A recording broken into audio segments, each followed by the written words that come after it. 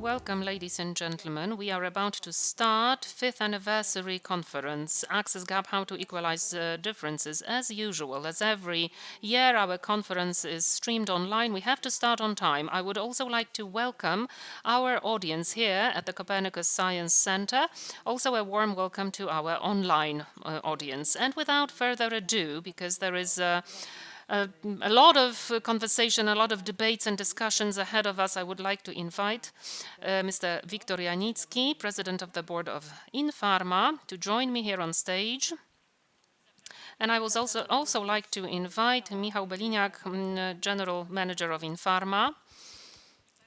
And please, gentlemen, would you formally open this anniversary 5th conference? Yes, good morning, ladies and gentlemen. It is my great pleasure to see all of you here once again. For the last 5 years, we've had a chance to meet together more or less at the same time of the year to talk about what's changed in access to therapy. Access Gap is a platform whose purpose has always been to open dialogue among all the parties, patients, experts, decision makers, about where we are. And the idea in itself was all about finding some sort of a relationship with our neighbors, countries sharing similar histories, countries with similar GDPs at the start, countries sharing similar philosophies. They went in slightly different directions, but we thought it would be a good idea to refer to our neighbors. It seems that this has proven to be a good idea. 5 years ago, when we started talking about Access Gap, we were thinking, to what extent is it going to work out? Is it going to tell us where we are? And 5 years on, it seems that our goal has been accomplished. Much has happened over the years. Really a lot has happened, in fact. Yes, indeed, because these 5 years, that was a time of extremely dynamic change. If we have a look at our first report published in 2022, Poland back then had 40 points, scored 40 points, and we were at the very end of the Visegrad 4. Last year, as you may remember, we got 61 points, and we were only behind the Czech Republic. So we have taken over Slovakia and Hungary, and we see that this also translates onto the time of access to medications, to therapies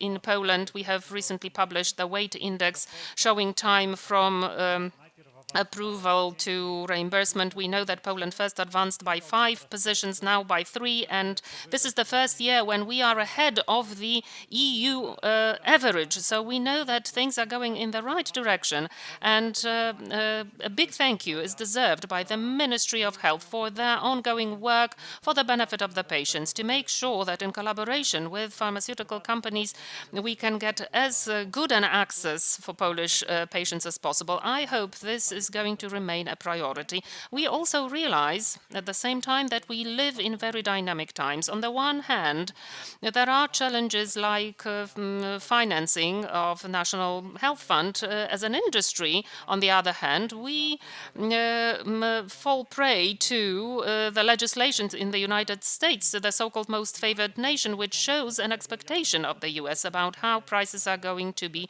shaped and formed in Europe, prices of medications. However, we are convinced that all that can be subject to dialogue, and that it is in dialogue, in shared dialogue, that we can find solutions allowing Polish patients to keep enjoying access to innovation. And this is going to be our topic today. Ladies and gentlemen, so what's ahead? What's coming in the minutes and hours to come? Magdalena Władysiuk will join us in a moment. She will present the report, but before that happens, we will show you a short summary because we've got experts with us here in this room today. For the last 5 years, they've been with us from the very beginning, and they've been analyzing the changes. They've been thinking where we are and where we could be. We also have a representative of the Ministry of Health with us, Mateusz Oczkowski. He's also been with us for as long as possible. We've been having a lot of debate, conversation about where we are. And it seems that that's the perfect time and place to do it. So let's have a look at the short summary of the last 5 years, and then I will give the floor to the moderators. Thank you very much. 5 lat temu powstała idea projektu Access Gap jako miejsca dialogu i stała się nim. Jest dziś przestrzenią, gdzie ścierają się poglądy, różne perspektywy i różne doświadczenia. Świat nauki, medycyny, administracji, prawa, polityki. Zawsze skupiony wokół jednego celu. Jak wspólnie zmieniać system ochrony zdrowia na lepsze. Projekt Access Gap to dane i analizy, ale konferencja to ludzie, którzy dają im sens i znaczenie. Eksperci, którzy wnoszą wiedzę, decydenci, którzy wprowadzają zmiany, klinicyści, którzy przypominają, od czego wszystko się zaczyna, od potrzeb pacjentów. To oni nadają sens tym spotkaniom.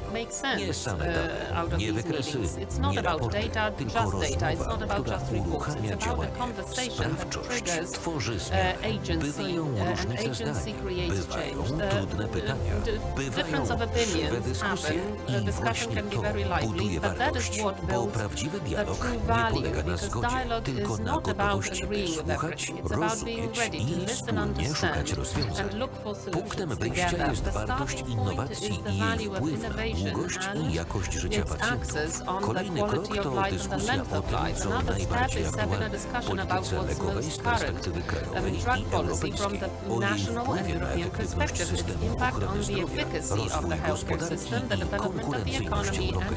W szczególnym momencie także pod patronatem polskiej prezydencji, bo zdrowie coraz wyraźniej staje się wspólną europejską odpowiedzialnością. Ostatnie lata tych spotkań udowodniły, że zmiana zaczyna się od rozmowy, że partnerstwo nie jest deklaracją, tylko pracą wykonywaną razem. Ten jubileusz to nie tylko moment podsumowania, to moment uznania dla ludzi, którzy dzielili się z nami swoją wiedzą, bo lepszy system ochrony zdrowia buduje się właśnie w ten sposób, krok po kroku, w dialogu, we współpracy.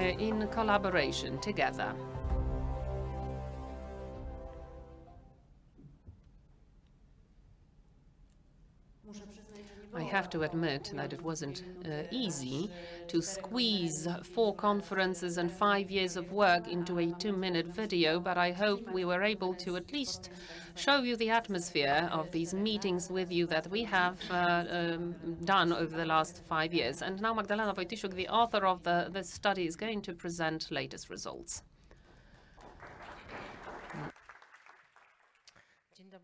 Good morning, ladies and gentlemen. Welcome.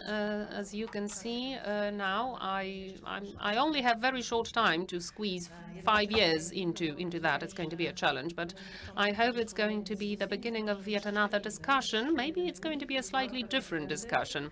It's been 5 years. There's been some trends. It's a summary, of course. 4 countries, mainly oncology, rare diseases, common diseases, 8 different indicators, the different KPIs that we group into a single one. A methodology has changed.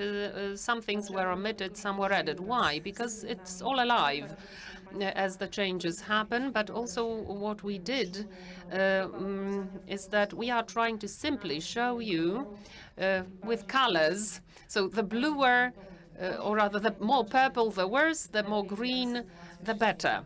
We are trying to show you how the situation has changed recently. What you see in the 2026 edition, like I said, we have given up on SMA because that was the indicator for the previous edition, and it showed you that we accomplished quite a lot. New challenges are coming, of course, but that is a matter for a separate discussion. But still, cardiology was included additionally. So far, it wasn't here. We have gotten rid of Parkinson's disease mostly for epidemiological reasons. So, what you can see in terms of changes, you can see that the leader is still the Czech Republic. The situation has not changed in this respect. The index of substances restrictiveness and the number of patients getting treatment, but also access to diagnostics, still is the best in the Czech Republic. Poland has improved its index from 42 to 61 over the last 5 years. It dropped a little bit this year. I will explain why in a moment. And the differences that you can see, the differences over time, are because new molecules have appeared.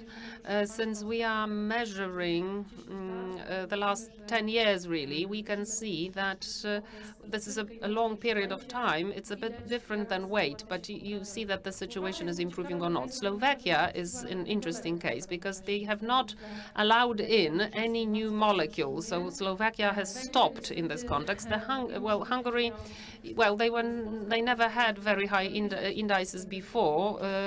The Hungarians are dropping now. Why? Well, there is different dynamics in these countries. I will explain why. First of all, time to reimbursement is being prolonged. That is no wonder. The change is not very significant. It is subtle at present, but as you can see in Poland, the situation is relatively stable. It has been for several years. It has only improved.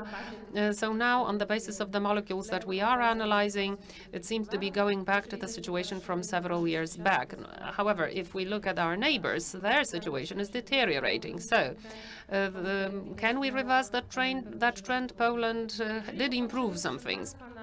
Now, having a look at the changes from 2022 to 2026, you could see that Poland and Czech Republic are going upwards. Poland, in particular, in the last 2 years. Other countries are dropping, going down. Slight correction because of methodology change is happening now, but all in all, the situation in the region is relatively stable. It gets a little bit worse depending on the type of the disease, but I will go back to that. What you see in Poland, the dynamics in Poland, is of course better than in other countries. We are letting in more molecules, and undoubtedly Poland looks best against this background of other countries in the terms of this specific KPI. But if we look at more specific things, it turns out that we are improving in oncology, and that change is still visible. This is a priority, and you see a change in particular in oncology. Ovarian cancer, especially. Chronic diseases, rare diseases are doing slightly less optimistically, and that is also impacted by the cardiology index here. So what has improved? AML, ovarian cancer. They are improving. So completely different reasons for those improvements for the two indications. Still, diabetes, cardiological diseases, and common diseases, we have a problem with that when it comes to the penetration in these diseases, the size of the population. That's because of how it's regulated. So what happened in the ovarian cancer and what happened with AML? You see that in other areas also there is improvement. Breast cancer, lung cancer, and diabetes a little bit. There is also a bit of positive movement here. So ovarian cancer, main improvement. The KPI is going up. As one of the few countries, we have access to nearly all approved molecules. So undoubtedly what we are going to measure is access to patients to these therapies. But if you have a look at AML, the situation is that we have allowed in nearly all the medications available, all the molecules available. At the bottom of the slide here, right here, you see that we have also improved the penetration in this period. So the more patients are included, which means that this is an acute disease. Patients have broader access, and so the penetration is better. It is much higher than what we see in neighboring countries, which is why this index has improved not because of the number of molecules, but because of better realistic access for patients. Now, if we have a look at asthma and lymphomas here, quite a lot of change. For asthma, the situation is completely different now. It's because of access to benefits, so access to diagnostics, really. And in the case of lymphomas, we see that there is a smaller share of reimbursed medications among those that are approved. So what do you see in asthma? In this KPI, we hardly ever show you what's changing when it comes to access to diagnostics. So what has deteriorated is access to AOS, and this is a strong trend in Poland. I will show it to you on other data as well. So we have a problem with financing benefits that is quickly translated to specific disease areas. And I have to tell you that this index is interesting for me because GPs that got a lot of money to improve respiratory diseases, this did not transfer to better access. So you've got length of waiting lines. That's individual province to province. In Warmińsko-Mazurskie, you don't have as much of a problem as in Mazovian or Małopolskie region. Now, if you have a look at the situation with lymphomas, of course, it's improving. It is getting better. You can't say it's not. You see the percentage of patients who have started therapy. Here, in terms of Hungary, for instance, Hungary is much behind. The Slovaks are catching up, but the situation is improving very slowly as compared to the Czech Republic. We have fewer patients, which is interesting. Despite having access to the same molecules, we don't have the same numbers per 100,000 citizens. Now, common diseases, you can see that we have significant limitations. In diabetes, the situation is gradually improving because we have indeed increased the reimbursement a little bit, but it doesn't change the fact that we have also introduced cardiology here. And I just want to show you some things. In our catalog, we have included meds for dyslipidemia, heart failure, hypertension, also renal diseases in the course of diabetes, but we are mostly measuring penetration, referring to the drugs used in heart failure. And interestingly, Poland, against the backdrop of other countries, including the Czech Republic, which you saw previously, that Poland is dominating, but here you can see that there are white areas compared to other countries. And here, this is Poland against the backdrop of our neighboring countries. So all these 8 KPIs listed here, compared to our neighbors, we have a bit more purple here and more purple in the sense of deployment rate, so the number of patients who are in fact on therapies, and that these differences come from the fact that we have fewer treated patients. Is it just a financial issue? I'm sure not. I think in this discussion we will be talking about it, why in Poland we don't see a greater number compared to our neighbors. Now, if we have a look at time to reimbursement, this is a list that you can also find on our website. For each specific disease group, you can split it into deployment time, penetration, and all kinds of other things about the market. And as you can see, some things in Poland are going a bit more slowly. But now, if we have a look at the summary for Poland, in terms of all the disease areas that were considered, notice that we have listed 2 things here. The introduction of molecules, that's improving. So if you only measure how many molecules are becoming reimbursed, we are in the lead. But if you consider penetration indicators, then we are slightly behind. The purple numbers, that's share of patients on a specific novel treatment. Where you can see that the situation is very divergent, disease to disease area. And the worst is access to diagnosis and, well, for patients with this specific disease areas. It seemed that this KPI was not very sensitive to those changes, and yet you can see that over the last 2 years, yes, you see a trend starting, and it's interesting to see what's going to happen in the next editions. Perhaps despite improvement of access to reimbursed molecules, we will see deteriorating access for the patients. So to summarize, that's, well, one thing that we always analyze. In oncology, we measure DLO. So this is the data issued by the Ministry of Health. And the purple line, this is this year. And you see that we are considering the period from 2020-2019. So after some improvement that seemed to be going in the right direction, and yet some KPIs have started dropping, and that impacts our overall evaluation, which is why we are improving access in terms of the number of molecules. However, access for patients is reduced. I'm talking about the number of patients in treatment as well as diagnosis and outpatient care. So to summarize, we are hoping that the trends that we see in Poland, we are glad that the director is here with us. We do realize that the situation is difficult.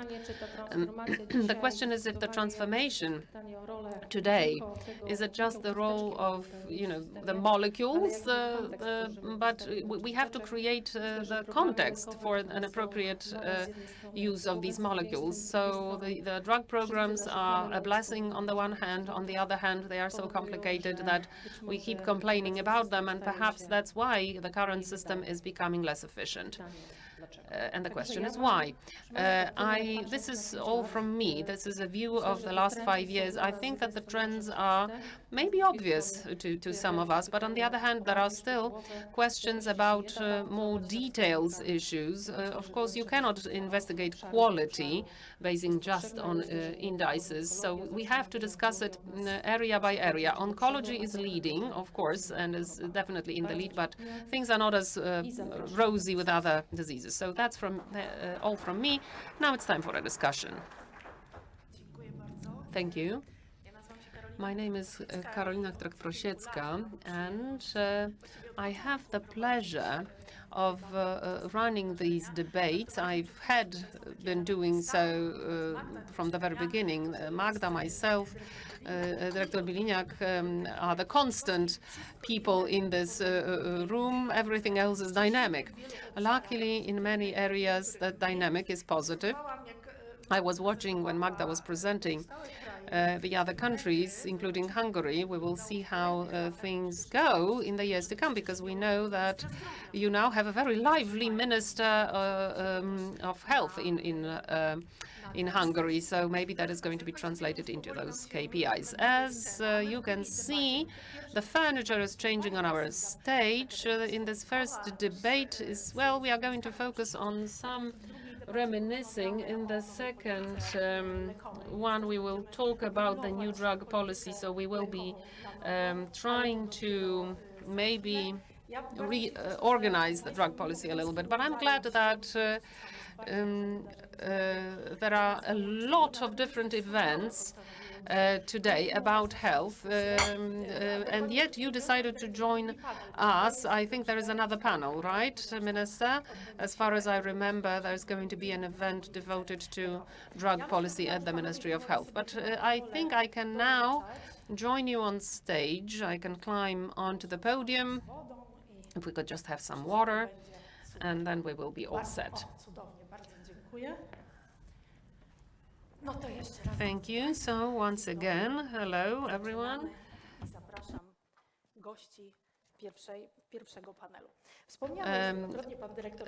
Let me invite Minister Mateusz Oczkowski from the Department of Drug Policy at the Ministry of Health. Professor Krzysztof Janopoulos, head of the Polish Association of Hematology and Transfusion Medicine. That's a difficult thing to say. Professor Marek Gierlotka, head of the Polish Association of Cardiology, that's going to be his debut, but he's going to have much to say, I'm sure. And Professor Grzegorz Dzida is going to join us here. As far as I know, he's stuck in traffic, unfortunately. Maybe that's because so many events are happening, so he's not with us yet. Madam Professor Anna Kostera-Puszczyk, head of the Chair and Clinic of Neurology with the Clinical Department of Rare Diseases and Neuromuscular Diseases for Kids at the Warsaw Medical University. Madam Professor Alina Kułakowska, head of the Polish Association of Neurology. Oh, there you are. Yes, I'll be here today. We are so glad to see you and hear you. That's what it was like during the lockdown. Professor Marta Mańczuk, head of the Chair and Clinic of Epidemiology and Prevention at the National Institute of Oncology. And Dr. Magdalena Władysiuk, Deputy President of HTA Consulting, who you know very well already, as well as Director Michał Beliniak, Director General of Infarma. Ladies and gentlemen, I wanted to tell you one more thing in advance. It's a strategic thing. After we finish this panel, there will be a family photo taken. So please, well, it's a 5-year anniversary, so please stay with us for a bit longer because we have to commemorate this. So 5 years on, it's been 5 years already. It's the moment when we do all kinds of summaries. We summarize this very long road. So was it satisfactory? So, Director, over to you. What is your perspective on these last 5 years? I think it's been very intense. You will be able to review this answer, of course. Yes, normally I come last. I have to listen to everything, and then I have to confess all my sins. But yes, when it comes to new therapies, access to new therapies, you can see that recent years in particular, I think we might say that the last 5 years took a lot of very hard work recently, because I follow different rankings. This is Access Gap, but we also have FP. And I recently wrote to Director Beliniak saying that I was moved when I saw this result above EU average, because, catching up with Europe was difficult. And it wasn't random. It wasn't lucky. It was the effect of several years of very hard work, because offering some therapies in the reimbursement system, well, that requires previous lines of treatment as well. You cannot say that each of these lines can be accessible to patients instantly. It all takes a lot of hard work. And in fact, that brought a lot of happiness and satisfaction. But if you can see how many institutions, the same number of different views and perceptions, we have OncoIndex ranking also that we also follow. And I see some, features here. When Poland is getting to the top, suddenly the rules of the game change, and then Poland is not the best again. We have to, let's say, get rid of SMA, because we are the best in SMA. We are not bad in Parkinson's, and then we are switching to cardiology, and things are awful. So the same happens to OncoIndex. That's prostate cancer, we were great, and then we were at the very end. So, how can things change over 3 months? These are some interesting rankings. But yes, they do bring us some knowledge. They do tell us some things about where we are. With the smallest budget for healthcare being above EU average, plus when I looked at the FP ranking for oncology and rare diseases, we were in the 10th position. So it really tells you that we have a huge potential. I understand that cardiology is not really looking so well, but as you may have noticed, the reimbursed therapies are the product of reimbursement failures or lack of reimbursement in the previous years. Because let's say, well, you listed 2 therapies, Verquvo was one and Entresto was the other. other. I remember these reimbursement proceedings. One stopped because the national consultant said that it just couldn't be reimbursed, and so the process stopped. The therapy never went ahead. And Entresto increased the price twofold to be able to enter the system. So, these are very strange activities, therapies that are very interesting and needed for the patients, and yet I think they will appear in the system as generics, because we know that one of those therapies is going to enter the European market in the generic form in 1 year. So these stories are not surprising to me. I remember them very well. Yes, and we talk about them every year. Even looking at the cardiology market, we have launched a list of proven efficacy where approval applications have appeared in our system, and that was quite a lot of encouragement. But we are not just basing on what is already there. We are planning to amend the Reimbursement Legal Act. Point to know also quite well that there is legislation coming up which is to stimulate the arrival of new therapies. In the reimbursement system, there will be the initiation of reimbursement processes by the minister as an encouragement or incentive, while in Europe, when a drug is not in the reimbursement system in a given country, it will lose the market exclusivity. So we really have here positive and negative aspects. Negative is about the consequence that is to be drawn. There will also be other solutions that in practice will motivate the applicants not to go through the path of the agency if the impact on the budget is not significant, up to 10, 12.5 million in the second year. Then it will be just finish up with the price negotiations, even for innovative therapies. That is why, looking at the example of the German system, when the solution is implemented, that is why we hope that such simple solutions as the absence of the proof of access with the Polish package and the Polish leaflet will speed up the process. We are doing quite well as far as the number of new therapies is concerned, but here you are also noting quite correctly that the width of indications is quite frequently narrowed down, and this is also about the time. But when we look at the time, it is not because of some administrative processes, it is done because of the long waiting for the initiation of the reimbursement process. So let us hope that the amendment will bring about the changes that will constitute a significant potential for future modifications, and it will also be a first step for further changes to allow greater reimbursement of new technologies. This is an important condition, but also difficult to meet, the one that you are mentioning at the end, but keeping fingers crossed. I agree with an opinion of one of the former ministers that we really have to get to the wall so that people really felt that there is a need to change the system. We are getting closer and closer to the wall. Aren't we already now bumping the wall? We'll talk about it in a moment. Since cardiology is there for the first time, and Director Oczkowski also added a little bit of a bitter taste to the honey. Do you have a very similar perspective? Well, thank you for putting cardiology in the ranking. Cardiology, in my opinion, should have been presented for quite a long time, because now we are talking about heart failure, but there was a time when we could talk about the acute coronary syndromes, anticoagulation, or the atrial fibrillation and the cerebral stroke prevention.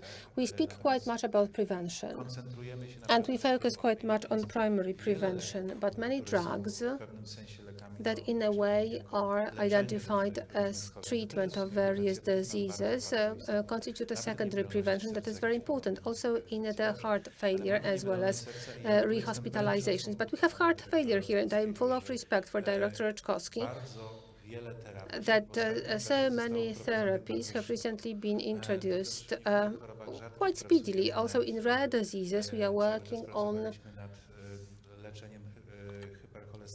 the treatment of hypercholesterolemia and dyslipidemia in general. So there's been always some progress, but there are some areas where we are not able to make a step ahead.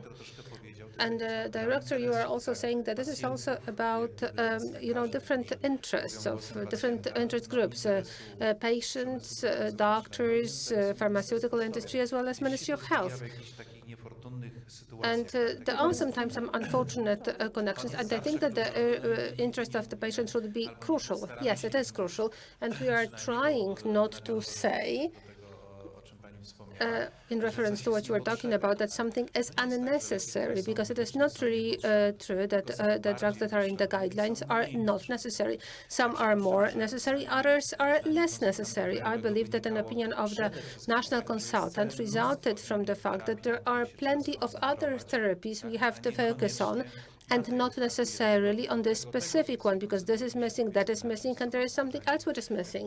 That is why,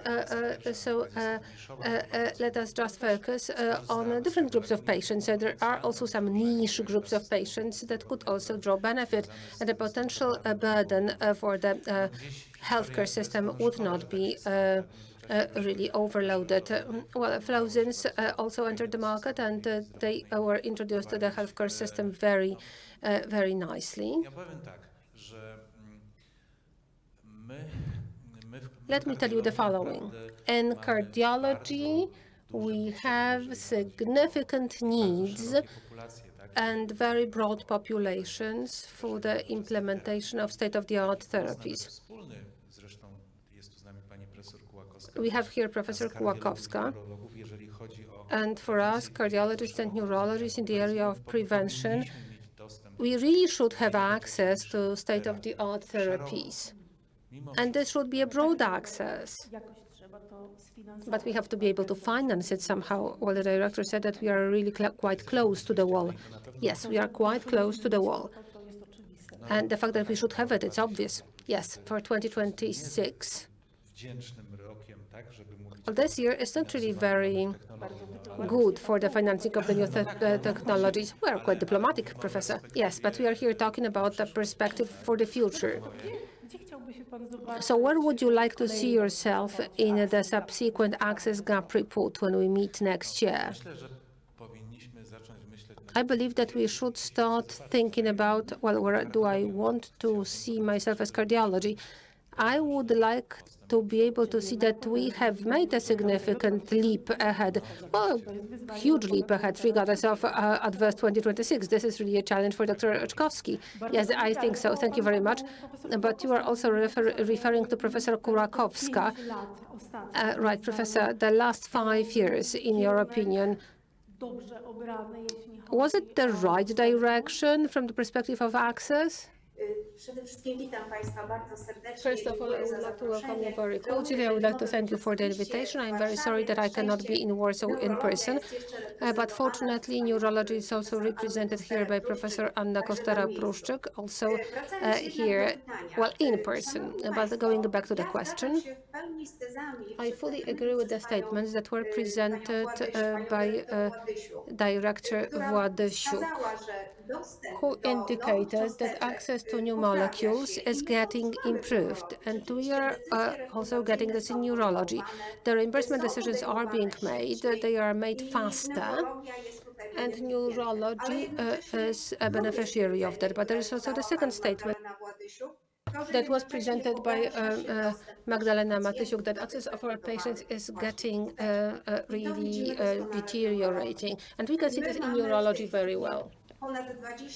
We have over 20 drug programs, and many innovative therapies have been reimbursed in them. Indications for these therapies are also quite well consulted and designed. They are broad, but there is one fundamental problem, and I must raise it. It is connected with the financing of reimbursement. I agree with Director Oczkowski, who stated that we have very low budget, and we are actually getting very close to the wall. And my impression in neurology is that in our numerous drug programs, we have already hit the wall. Just a moment ago, I had a conversation with a patient with ALS, This disease, when untreated, leads to death within a few years. Recently, there's been a drug introduced for these patients whose disease is caused by SOT1 mutation. It is just 1 to 2% of all the ALS patients. And it turns out that after a few years of genetic tests, in our patients, we were able to identify a patient with this specific mutation. This patient is eligible for the treatment under the program.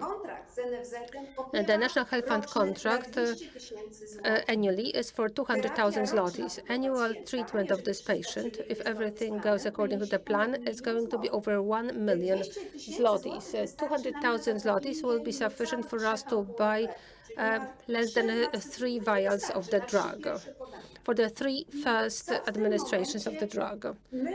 And what can we do as doctors? Well, of course, the decision is very simple for me. I will start treating this patient. But at the same time, I'm increasing the debt of the hospital, and I will expect, or our hospital will certainly expect, that the cost incurred to treat this patient for a year or a year and a half will expect it to be reimbursed. Now we are getting the reimbursement of the drugs that were purchased under drug programs for the previous year. And the pay for the work of medical personnel and diagnostics in the drug programs and overtime, it has not been paid for yet. And those are very significant arrears, and they apply to the whole hospital. That is why I really am very happy that the access to new molecule indications, as it is identified, is improving. Reimbursement lists are also expanding, and it is largely thanks to the Ministry of Health and Director Rutkowski. However, I really want to see that access of our patients is improving at the same time to have access to these reimbursed therapies. I think that it is now time for us to make some unpopular decisions that would not be populistic. Perhaps it would be about the change of the reimbursement law. I don't know about that. I'm a medical doctor. Perhaps not all the substances should be covered by drug programs. So we talked about it some time ago. Perhaps some of the drugs should be withdrawn from drug programs, because the cost of some drugs is really very limited. Perhaps it should be reimbursed with 30% co-payment from the patient. But then there are some additional issues, because it turns out that the copay for the 30% reimbursement from the patient cannot exceed a certain percentage of the lowest pay, and this makes it very difficult to plan for the financing. So without further ado, let me sum it up. We neurologists are very glad that new molecular indications are being reimbursed. We are happy that there are more of them and that the reimbursement process is faster. But as a matter of fact, we would be much more happy, because for the time being we are quite concerned, we would be very happy if we could provide for a real access of patients to those reimbursed drugs.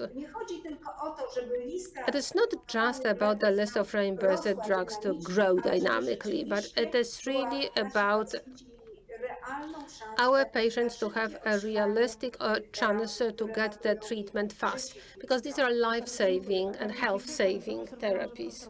Thank you very much. I can see that Professor Majczuk was nodding her head. I understand that if the situation is so good, why is it so bad? Professor, oncology is quite well cared for according to our ranking. But what is the reality? Thank you. I am representing here not just the National Institute for Oncology, but also Polish Society for Oncology. The report shows that in oncology we can see improvement in almost all the indicators. What makes me happy when I look at it from the perspective of a scientist is that in a majority of diseases this analysis covered there is the increasing compliance with ESMO guidelines. This is about access to drugs, their approval and their reimbursement. But I also agree with what has just been said, that it does not reflect real access of patients to the therapies. And this is also visible in the area of oncology. Well, I guess that this access is not bad, and it is getting better year on year, but the needs are also growing immensely. Well, for demographic reasons, there is a growing number of cancer patients, and that is why these needs are also growing. And patients also get, prophylaxis, that get diagnosed. In Director Władysak's slides, we could also see that there are huge challenges connected with diagnostics. Let me now also refer briefly to what Mr. Gierlotka said when he talked about the prophylaxis and primary prevention. This is the area that I am dealing with. We should not pose these indications. They are incredibly important, and they must be developed together. Those are quite compatible elements that must be supported together, and they must be developed hand in hand. This analysis does not cover another aspect, which is the patient's path before the patient reaches a center of reference. There we can see problems. Well, also we could see what it is like at a DLO card. Patients frequently do not know that there is a DLO card, and I am saying this also as a cancer patient myself. And also geographically speaking, because here we are focusing on 4 countries, and we should remember that we are a country with a significant exposure to various risk factors, much higher than Western Europe. And this also presents challenges, not only in oncology, but also cardiology. Why is it the case? There are quite complex causes, but we are countries which, due to the system transformation, experienced difficulties. Smoking, for example, which is quite prevalent in Poland as well as in our neighboring countries. Alcohol consumption, obesity, overweight, low level of physical activity, exercise, which is not sufficient. And it's very important also from the perspective of oncology, which is very low level of trust, as well as low participation in prevention prophylaxis programs, and low level of vaccination against HPV. Patients are simply afraid that they go to a doctor not to rule something out, but to find something. Yes, this is about broad medical education, information, and this is also about building trust of the population for screening, for vaccination, and to enter the system early. The earlier they get into the system, the greater opportunities for treatment. I am looking at Professor Yiannopoulos. Well, in your area, is there also such a significant discrepancy between the reality and the results in the ranking? The situation in the healthcare system is difficult. All of us know this, and we could have expected that. But if it is similar in your areas and the others, how are you coping? Well, we do not see this discrepancy in large referential centers, but there is a problem with resources there. The largest departments and hematological wards are overloaded. When we look at the report, I have to say that I am always happy to participate in these meetings because we are using different languages. And here I'm talking about medical doctors and people who are involved in that from the system perspective. But we are talking about the same. And it gives me always additional arguments to use a nicer language to call it. Well, Dr. Raczkowski doesn't always say the same as you are saying. Well, yeah, he's talking about the same, but he's just giving different names to it. An example of Dr. Władysiak shows the penetration of the market. As I understand it, this is about access to treatment for me. In my opinion, access to treatment sounds much better because this is where I can see the greatest problems. That drug programs do not go down to the outpatient specialized care. This is what we have been talking about for some time, but now we are getting the confirmation that subsequent reimbursement decisions are very important, and I'm going to get to that. But if there is no full, comprehensive, effective system-based path, there will be no health effect. The fact that the health outcome is very positive of the reimbursement decisions can be shown, presenting an example of the recent National Health Fund report. Together with the National Health Fund, we also worked on the analysis of the efficacy of treatment of patients with the plasmacytic myeloma in B54 program, and this is quite positive. The earlier analyses showed very bad results, especially in patients who are elderly, who are not eligible for the transplantation. The median survival was achieved after 2 years. Those were very bad results, and we were deviating significantly from the mean European result. But now we can see that two arms are getting closer.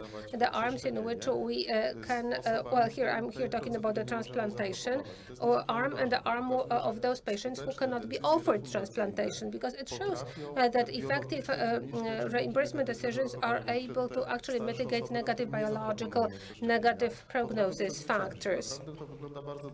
And it looks really very well now.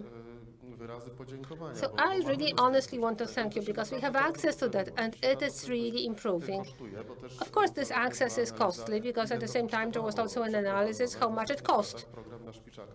And in recent years, the myeloma program has grown at least 400%. It is, 400 million, and it's quite rare for one disease.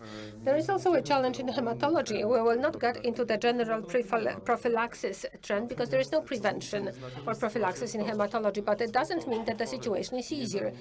Those are the malignancies without a fault of a patient, and that is why it is important to have early diagnostics, as well as the efficiency of the system.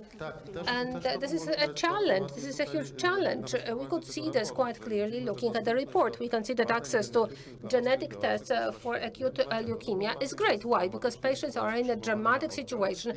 They are admitted at a department, and they have all the tools for the settlement of genetic products. Of course, you would like it to be better, but it's not bad. But the truth is that patients with myeloma who should cover this path efficiently, like the primary care, then some advanced care, and then some treatment which perhaps would not require hospitalization. And then it turns out that there was no even one indicator and AOS. It turns out that there are no reimbursement products. Very simple tests like immunophenotype, genetic tests. They should be provided in the outpatient specialized care, but we simply have no access to that. We either do this under our scientific work, which is not a systemic solution, or we do not do this at all, or, which makes it even worse, we admit patients to hospitalize to cover diagnostics, which in hematology in the majority of cases is simple. Simple because the sample is easy to harvest. It's either bone marrow or blood, but methods are not simple. Those are genetic, immunological methods, etc. So the system change, Director, is it considered to move on to the ambulatory care, outpatient specialized care? This is what you are saying. The talks about that have been going on for years, and we can see that no one's been able to effectively implement it or motivate the service providers. When I had a chance to get acquainted with the widespread form of seeing patients, there are different solutions in different regions. It turns out that the regular decision of CEO should introduce the obligatory nature of the outpatient specialized care and only exceptions in hospitals, but it's not effectively implemented.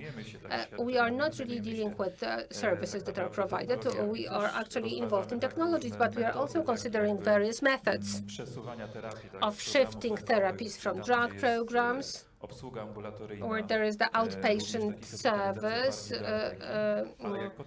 and hospitalization to the pharmacy. But when we find out about that in working meetings, that patients who are given drugs to take home, they go to a doctor for them to be administered even subcutaneously, we are just thinking what purpose it is serving.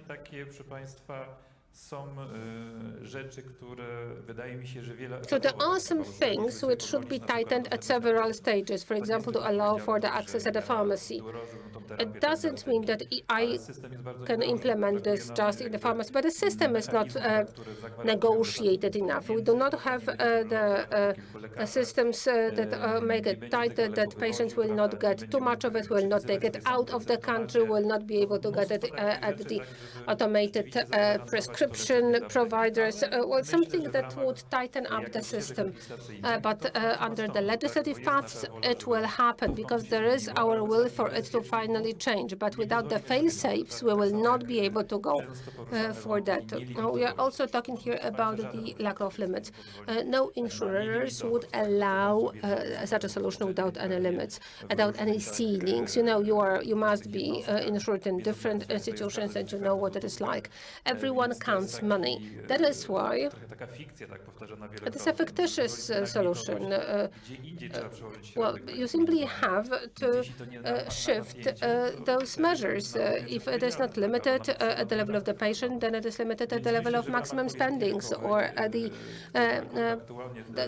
organization that provides the treatment. So I think that we will be able to answer the most difficult questions. We will have a strategy there, and if the strategy is, if it is prepared, it is something others will have to follow. You will simply have to do it. You will have to face up to the subject, because if you hear about it for a few times,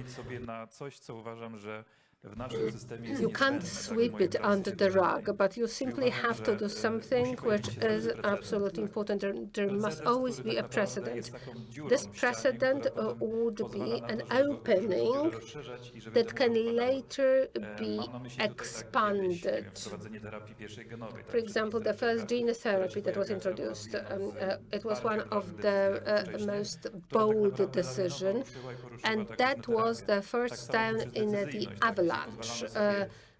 The same goes for strong decisions. If we make strong decisions for new therapies and new population, then it is easier for new lines of treatment and alternative therapies. So precedents are very important, but they are very difficult. So you really have to be very decisive, you have to be determined, you have to be bold, and you need money.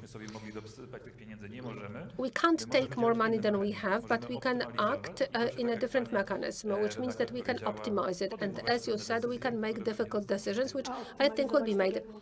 As far as optimization is concerned, as Professor Kłakowska said, do you think that this is the sort of optimization? Professor Kłakowska gave several proposals connected with financing or change of access under different programs. Yeah. Well, Professor Kłakowska talked about shifting it from drug programs to a pharmacy.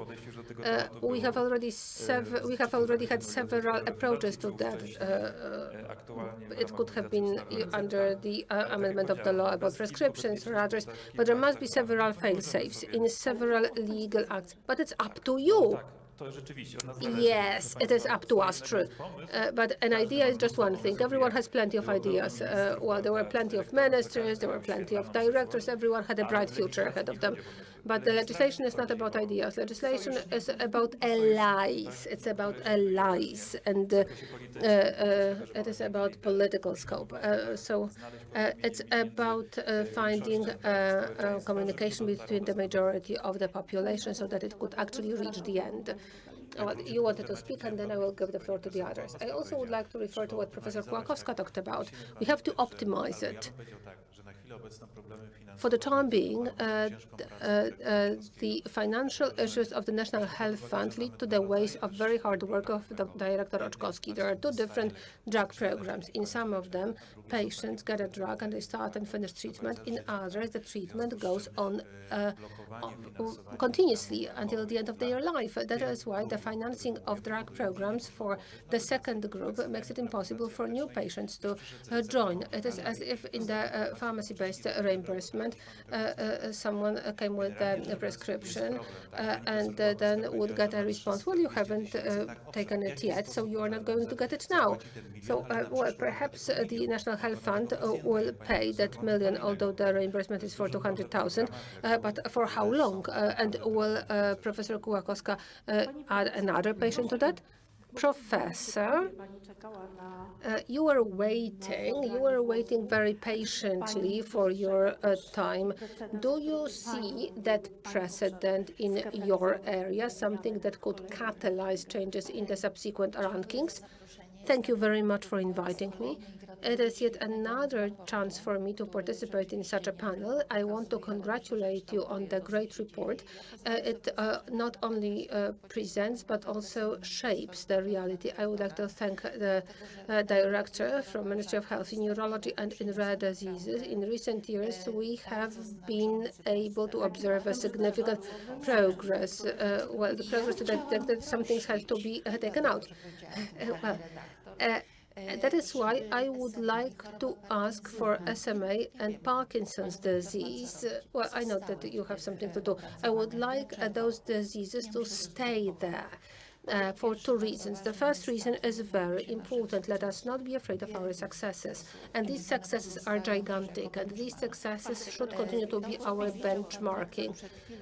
Well, this is what you said a moment ago about gene therapy. I would like to remind you about a story some of you may not remember. That was a decision about the reimbursement of gene therapy in SMA was adopted at the same time with the decision of the neonatal screening. The system worked. Thanks to that, this one-time therapy became available in the most effective way that can be achieved. So two necessary elements came together: ultra-quick diagnosis and excellent intervention. At the same time, access to therapy for other patients in different ages and different stages of advancement. So I think that perception, in particular when the current report tells us that one of the limitations is access to diagnostics in many diseases, both chronic oncology diseases, genetic diseases.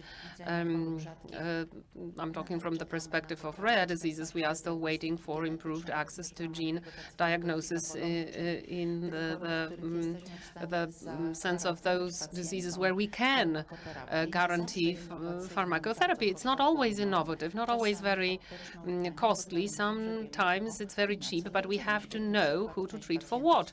A great example is myasthenic syndromes, hereditary myasthenic syndromes. If we know which syndrome we are dealing with, then 50 zlotys per month spent in a pharmacy is enough to restore full ability to the patient. So it's also good to bear that in mind. Unfortunately, a problem that was mentioned by Professor Kułakowska very clearly from the point of view of neurologists and people dealing with rare diseases. It's basically the same because many neurological diseases are rare diseases, in fact. So what happens is a sort of depletion of our workforce because the programs that we are running are difficult. They are addressed at a growing number of patients who, and I will put it boldly, who are unwilling, or rather that are not admitted willingly in other centers than those executing the drug program, because their diseases are complicated. So on the one hand, we have to run a drug program. On the other, sometimes we are like a primary care physician to this patient because we have to take care of extremely difficult health problems. And without that, the benefit from entire therapy for that patient is going to be much less. The fact that this key player, because the Ministry of Health is issuing these very important decisions, that there is another element of the payer, the resources, and we know that these resources should be much greater, definitely. But the fact that operating drug programs is not really calculated or taken into account when we do calculations with our hospitals, and that means that we are understaffed. So paradoxically, it may appear that at the next drug program, we may not have enough people to do it, and we want to treat people. We want to treat patients, especially that in neurology, the cost of running a drug program is a small percentage of the cost overall cost of the program. But I would like to focus on one more thing. When we talk about chronic areas of medicine, we don't have procedures that would bring us some sort of a profit to us as a ward, I understand. We function in the condition of permanent underestimation of our procedure. And also we have extreme health needs of the patients who come to us. In neurology, in oncology, I know that nowhere is easy, the grass is always greener, but we have limits. But in many neurological diseases, the onset of therapy, if it's early, translates to greater efficacy of that therapy. And I hope, if I may ask, I hope that in the next report, autoimmune diseases to be included, because myasthenia, for instance, a new disease entity where much is happening. In the report that was published 2 years ago, and it was referring to some calculations from previously, direct and indirect costs of acquired diseases were also included. We will have another round with wishes for the future, Madam Professor. Okay, so I went a little bit too far. But I would like to now ask Director Włodysiak, should we read this ranking? Because I thought, if we meet in 5 years, back then I was thinking in 2022 that, it's going to be, the land of happiness. Again, I have the sense that it's not great. Of course, diagnostics ruins the situation a little bit. So how do we understand this 5th edition? Is it good or is it not good? Well, the question is, if only Director Oczkowski should be here and get hit over his head for the entire system, because we do see that we are letting technology in. In the last 15 years, it was clear that reimbursement legal act that was introduced is not enough. To me, the signal here is that we have a well-functioning system that allows you to let new molecules in. We have mechanisms of dealing with that. On the other hand, we have a problem because these mechanisms about implementing drug programs, we are the slaves of our own success. The drug programs that have been created over 30 years ago in Poland, and they were to focus on small populations to a limited extent. 10,000 was then supposed to be the maximum of what can happen. And now considering how many programs we have and how they are growing, that's because of chronic diseases. Even let's have a look at the breast cancer, how many patients we already have, and it's growing. Plus, we've allowed to not create systems solving this problem, which is because of financial reasons, and we've heard about it. So perhaps next time we should invite the Minister of Finance here. Maybe we should invite the National Health Fund representatives and talk about how to change that situation, because I think this discussion is, well, we are saying that we have a success, but we are not able to consume it. Well, it's an interesting conclusion for the future. That's one, but there is also number two. Looking for solutions, also on the level of the Reimbursement Legal Act or the Prescription Legal Act, is not sufficient, because we are facing problems that come from having to change the function of our general practice. The slow reform of coordinated care means that we are not consuming the funds that are available. We are looking for EO solutions. Highly specialized facilities are overloaded, and they will get to the wall very quickly. It's going to happen even this year in some places, maybe next year. So do we want to hit the wall? I think the question is, if that's what the ministry wants, the entire government wants, because some things have to be changed even now. I know it's very difficult. I know this is an election year, so it's going to be even more difficult. There will be proposals of changing financing for the patient. I'm not sure if there is social approval for that, but I would like to refer to that because you've mentioned the Ministry of Finance or the National Health Fund, but maybe we could use the representatives of the opposition as well, because if there is no bipartisan collaboration, well, I don't think if you're going to find it, because we've got all kinds of ideas on all the sides, from the public, private systems. Let's not go too deep into that. But maybe we should have a discussion about what the system should look like, in fact. This discussion should happen because we have to be aware that at some point we will have to take a step back from certain solutions because we won't be able to afford them. Will that cut down on access to medication? At some point, I'm pretty sure we will have to decelerate. It is more visible in other countries than us. It's not an accident that the Hungarians, Slovaks are decelerating. This is a general recession that's happening elsewhere in the world. We know what's happening in the US and in China, and that's something we have to face. So the question is if we will only decelerate or truly transform. And that discussion is already ongoing. I think that this discussion should happen. It's a difficult discussion. It's not that the Ministry of Health or the National Health Fund are the only partners for a discussion. I'm not sure if there will be any solution that would bring together the government and the opposition. Perhaps someone else should find it. Maybe someone else should say, maybe not a public group should say how it should work. And we are now joined by Professor Grzegorz Dila from the Diabetological Association. Professor, my apologies, I got stuck in traffic. Yes, we understand that. You missed some of the complaining that we already did. So now if you could maybe positively summarize the last 5 years from your perspective, from your area and access gap, can you say something good? Yes, of course I can.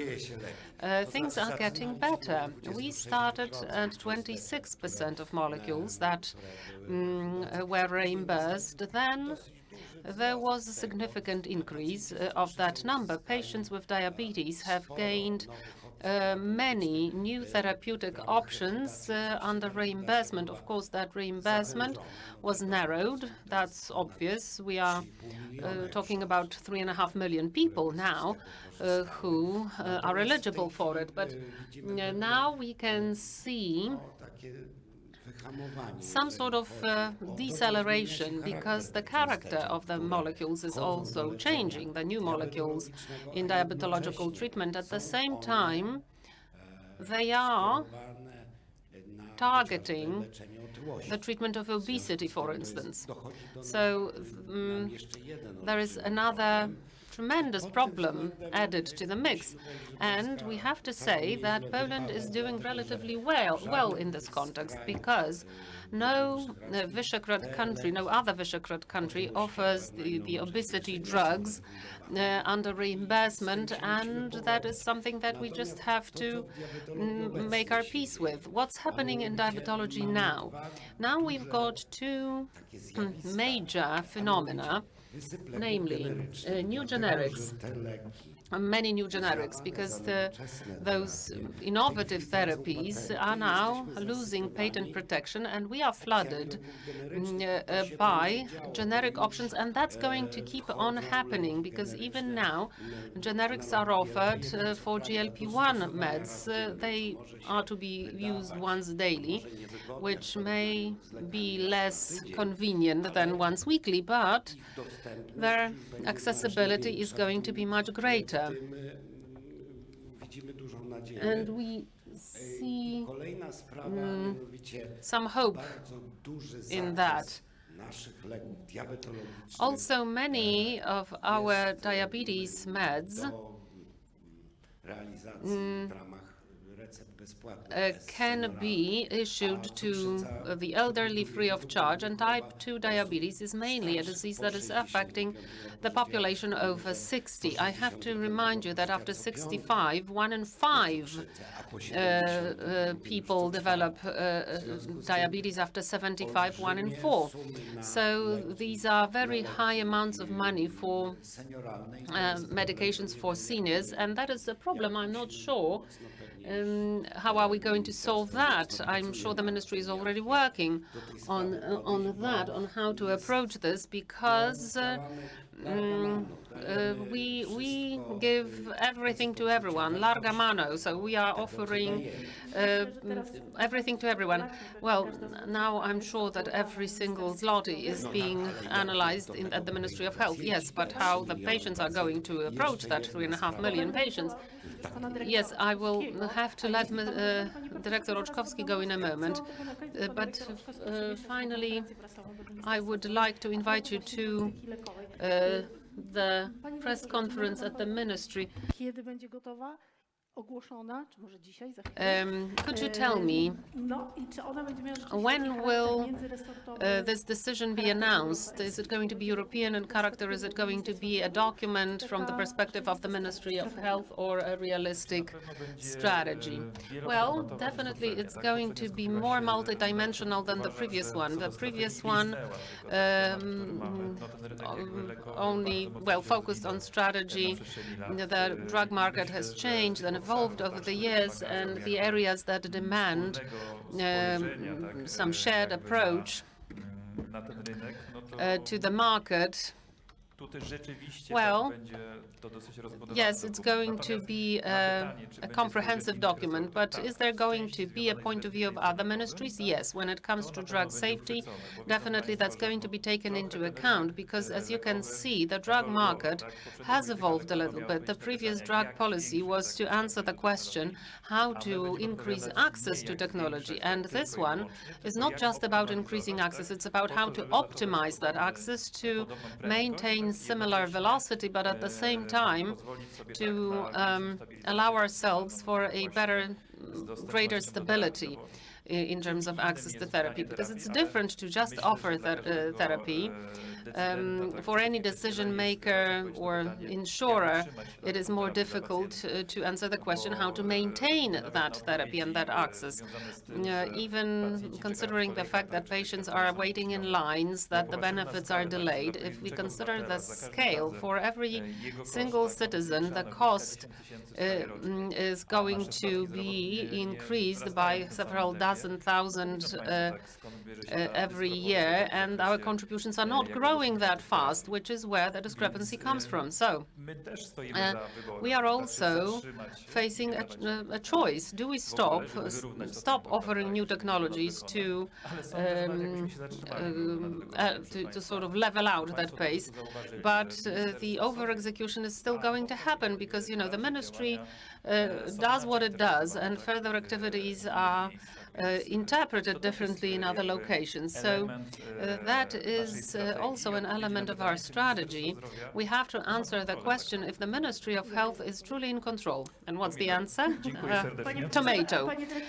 Yes, Director, but give me the date of announcement. 2026, in the summer. High noon, right? No, it's going to be somewhere in July or August, hopefully during summer holidays. And it's going to come into force this year? Yes, yes, because in general, drug policy is not going to be a document containing promises, you know, visions or whatnot. No, in the first part, it's going to be implemented, executed, because we hope that many legal acts changing this reality will be published quickly. So it will be based on the legal acts we are proceeding right now. We don't want to promise something.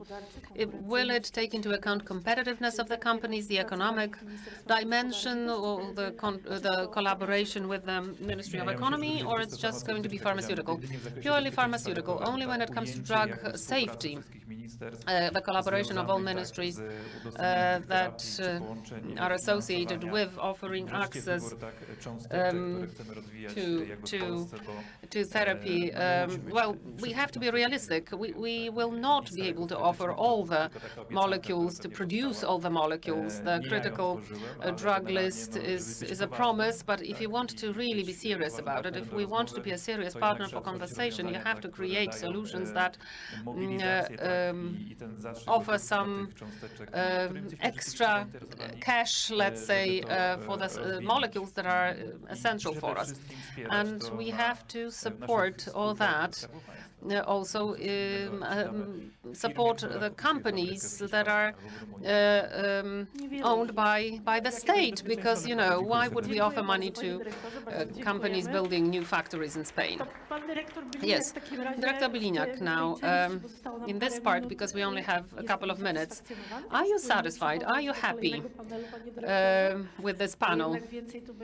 Maybe you thought that there will be more pharmacy and less economy in all this. Tomato. Oh, it's infectious, I can see. Well, in truth, we have to check what's going to happen later, because from our point of view, the silo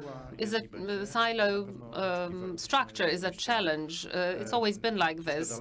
We hoped that we would go a bit further. We expected a more broad perspective. Today, we heard a little bit about optimizing, so we are still focusing on how much a specific solution costs. What we are missing is the summary of how much the changes have brought to the patients.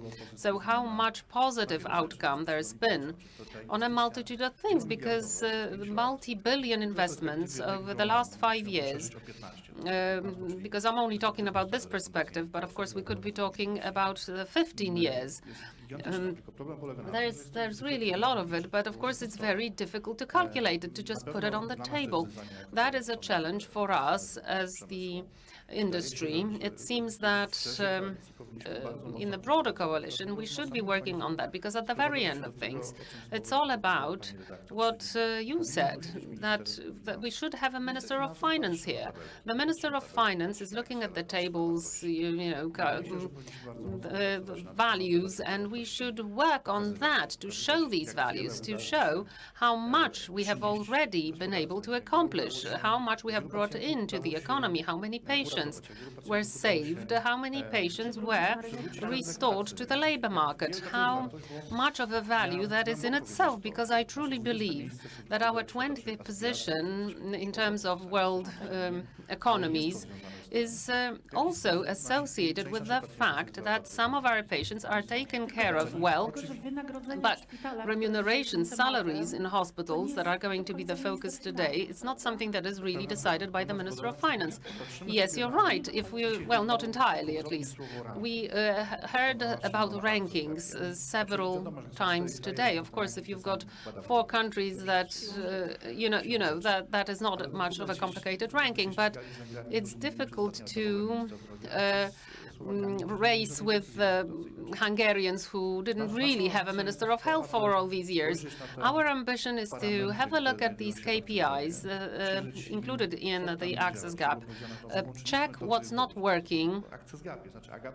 Gap is a gap. It's still there. So we are showing where we are missing things, not where things are working. We are not here to just talk about what's bad. No, we are here to suggest where things could be done to take care of things better, because if we think about it, where a specific movement can be done to fill up that gap again. Yes, exactly. Dr. Oczkowski is in a very difficult position, because not everything is in his hands. Some of those decisions are decided elsewhere. And we are trying to deliver this information to people who are in charge.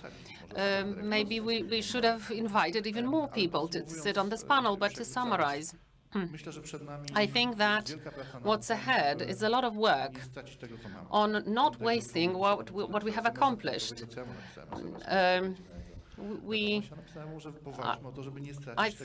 Like I said today, we have to fight to keep what we have. How do we convince decision makers, financial decision makers, not to cut down on the spending for novel treatments, because they are truly changing lives? You know it better than me. I can only talk about what I hear from experts, but this is our shared interest, and we should be doing whatever we can, whatever in our power, to keep it that way. The prices of drugs in Poland are among the lowest in Europe, but optimizing to redirect for physical accessibility to the patient, like Professor Kołakowska said. Well, at this stage, we all understand the word optimization differently.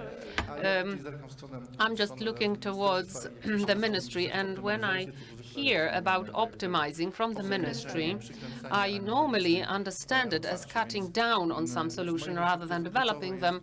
So from my point of view, it's key to find a way so that doctors have a chance to deliver solutions to patients in need according to EU guidelines. This is our ambition, and it seems that the road behind us, it has been too long. It has cost too much, all of us, because it really took a lot of work from everyone. So it was too much to lose now. And we cannot even consider stopping. Let's keep working despite the fact that the situation is tough, so that we can deliver novel technologies to the patients and look for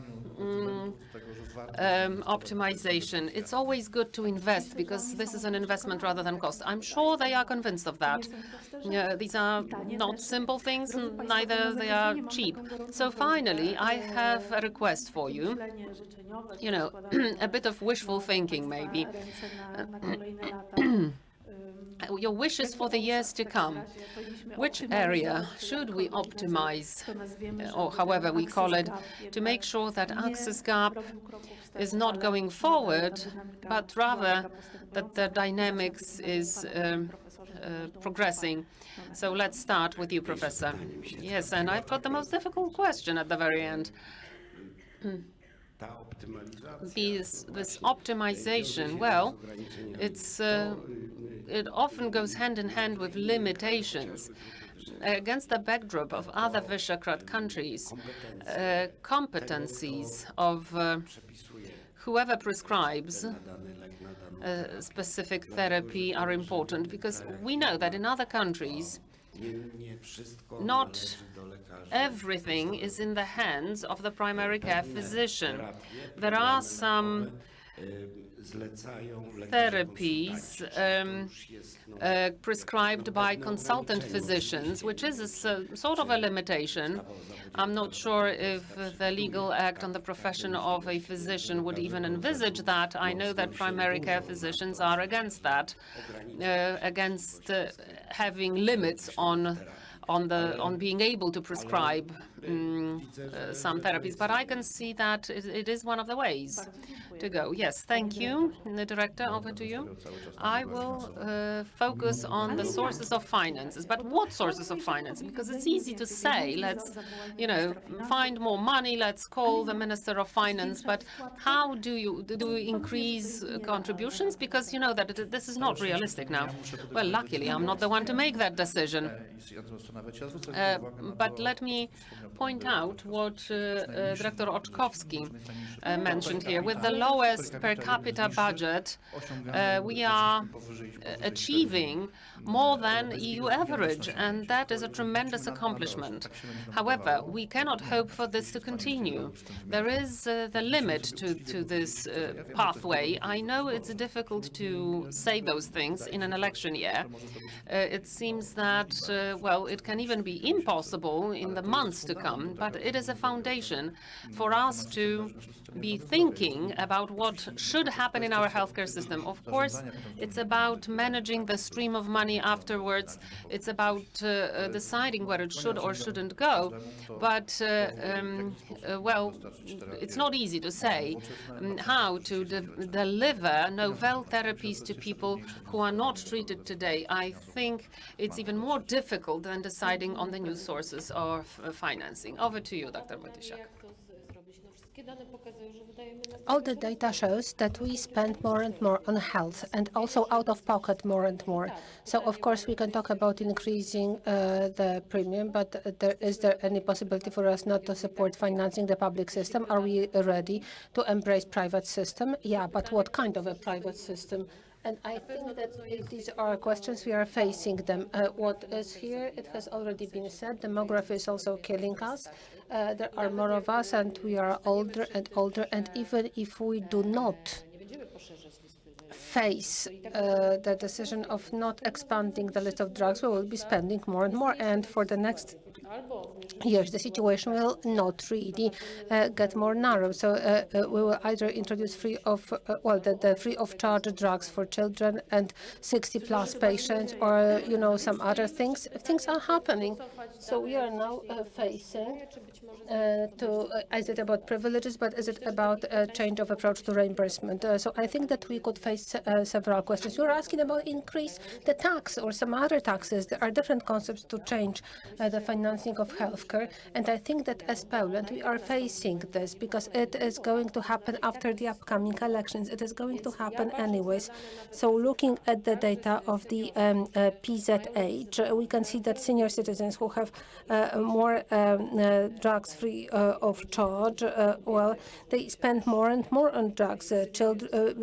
Women spend more, and families with many children spend more. So what are we facing? Are there any simple answers? I don't think so. This is our problem. Should there be an attack against the ministry? I don't think that this is about the attack. We should actually leave the narrative that one party is at fault. But there are different things that are diverging. The more money there is, the more visible it is going to be, how very different it is becoming. And 10 years ago, we were exactly in the same place. 10 years ago, we had a little bit more money. Economic development was higher. Is it exactly the same economic growth that is happening for us in the future? Professor Polkowska. Well, Professor, you raised an important question in the discussion pertaining to access in connection with diagnostics. I don't think that there are simple solutions, but do you see any potential, any capacity for discussion for the next report to be more positive, more optimistic here? Well, ladies and gentlemen, what the director said a moment ago, let us not lose what we have already achieved, because we have achieved a lot. In neurology, we are experiencing so much every day, and my colleague, Professor Kostera-Pruszczyk, can confirm that. While financing is crucial, decisions are important. Very bold decisions are important. It is important to have interministerial discussion. I am just a medical doctor. That is why I will definitely not make such decisions. But I think that we are not able not to effectively treat our patients. Healthy society is also about national security. And this is also about all other aspects connected with the development of our country. And we are very happy that economy is developing. We are the 20th economy of the world, and the funds for health and the fight for the health of citizens, they should actually be found. How to do that? I have no idea, because I'm just a medical doctor. And to conclude, I would like to refer to the words that were pronounced here. Well, you are talking here about prophylaxis. And well, it is cheaper to prevent than to treat. And prophylaxis in the majority of diseases, especially civilizational diseases, regardless of specialty, are the same. The 10 for Health that was developed by the Polish Society for Cardiology, Polish Society for Oncology, and Polish Society for Neurology We would like it to widespread and to be promoted and be implemented. And I think that it is also a step in the right direction for us to be healthier. You could see that, well, either 10 for Health or My Health program.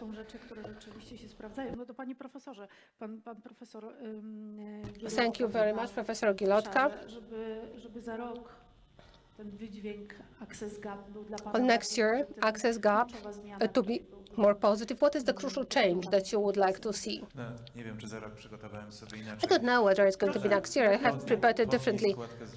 Raise health premium, but use some discounts for those who enforce their own prophylaxis program and participate in screening. It's one thing.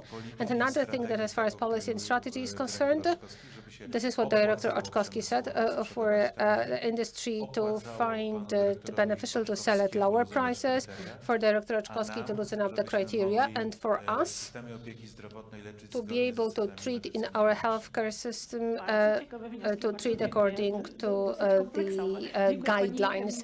Well, quite good, interesting conclusions, Professor Mańczuk. In oncology, it seems that oncology doesn't really have very many new expectations. I would like these indicators to definitely get better. The situation is good, but it can always get better. We know that there will be more patients, there will be more needs, and there is no money.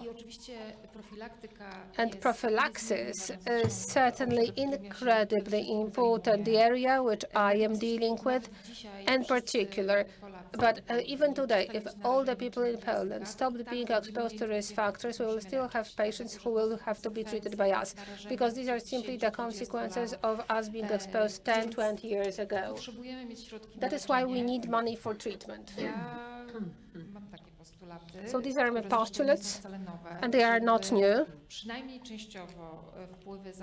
At least partially, the revenues from the tobacco, alcohol, excise tax, as well as the sugar tax, well, that money is really very high. At least part of it should be spent on healthcare.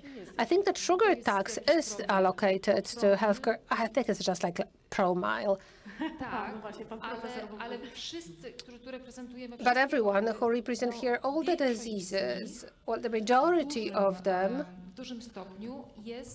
are largely caused by exposure to the same risk factors. So at least, well, the revenues to the budget that are generated by these risk factors, well, this should be spent on the treatment of the diseases, at least partially. Thank you very much.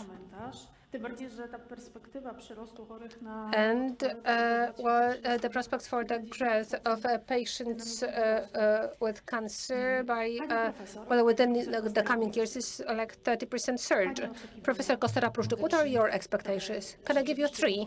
Yeah, the improvement of prophylaxis. All of us will be able to work on our health and spend less money.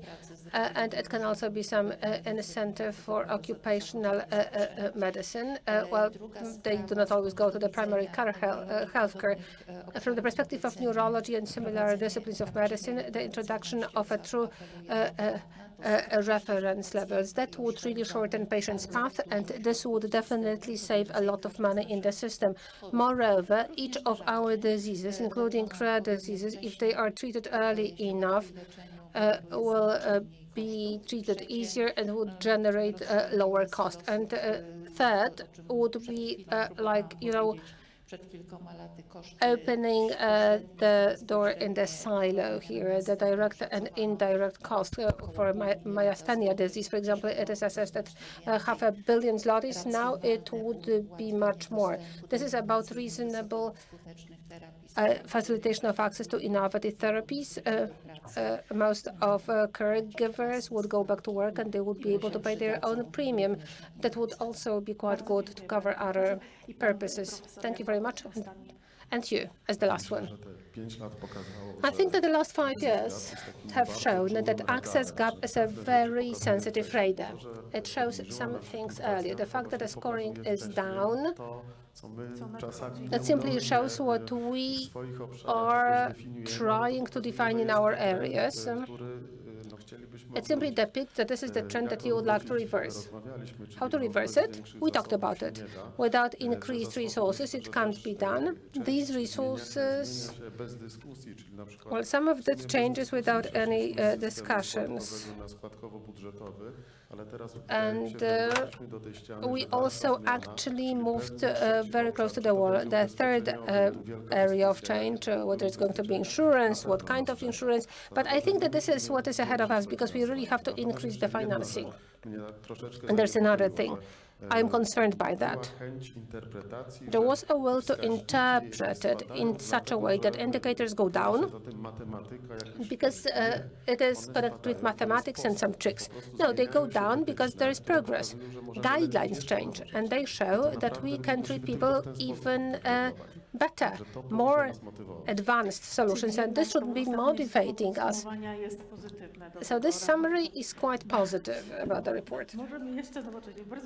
Yes, we can do it even more modern. Thank you very much.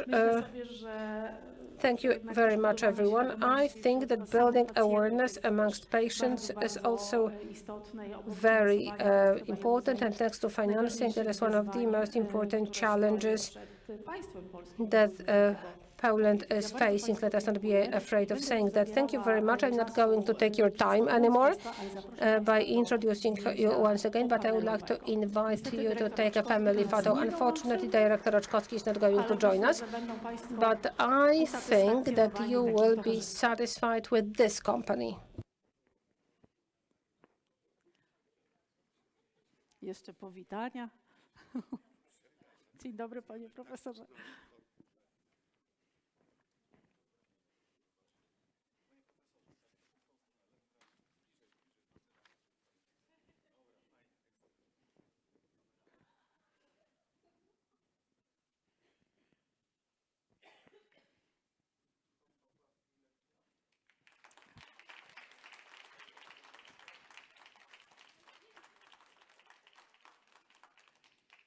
Bardzo dziękujemy. A ja zachęcam Państwa do wysłuchania wystąpienia. And now I would like to invite you to listen to the address of a member of the European Parliament, Adam Jarubas, who is the chair of the Public Health Committee, SANTI. Szanowni Państwo, za nami kolejny rok intensywnych prac nad Europejską Agendą Zdrowotną, ale również kolejny rok, w którym zmieniająca się sytuacja geopolityczna, gospodarcza i demograficzna jeszcze mocniej potwierdziła, że zdrowie należy dziś postrzegać jako jeden z fundamentalnych filarów bezpieczeństwa i rozwoju Europy.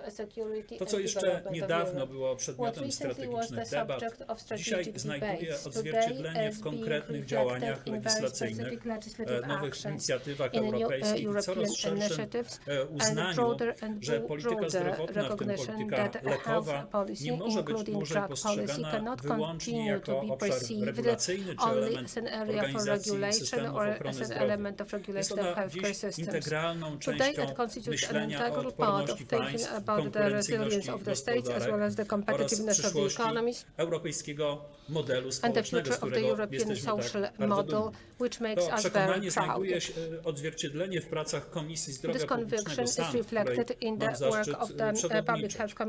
Komisja SAN kontynuuje pracę nad najważniejszymi inicjatywami legislacyjnymi obecnej kadencji, których znaczenie wykracza daleko poza sektor ochrony zdrowia. Pakiet farmaceutyczny pozostaje jedną z najważniejszych reform europejskiego rynku leków od ponad 2 dekad. Jej celem jest poprawa dostępności leków dla pacjentów we wszystkich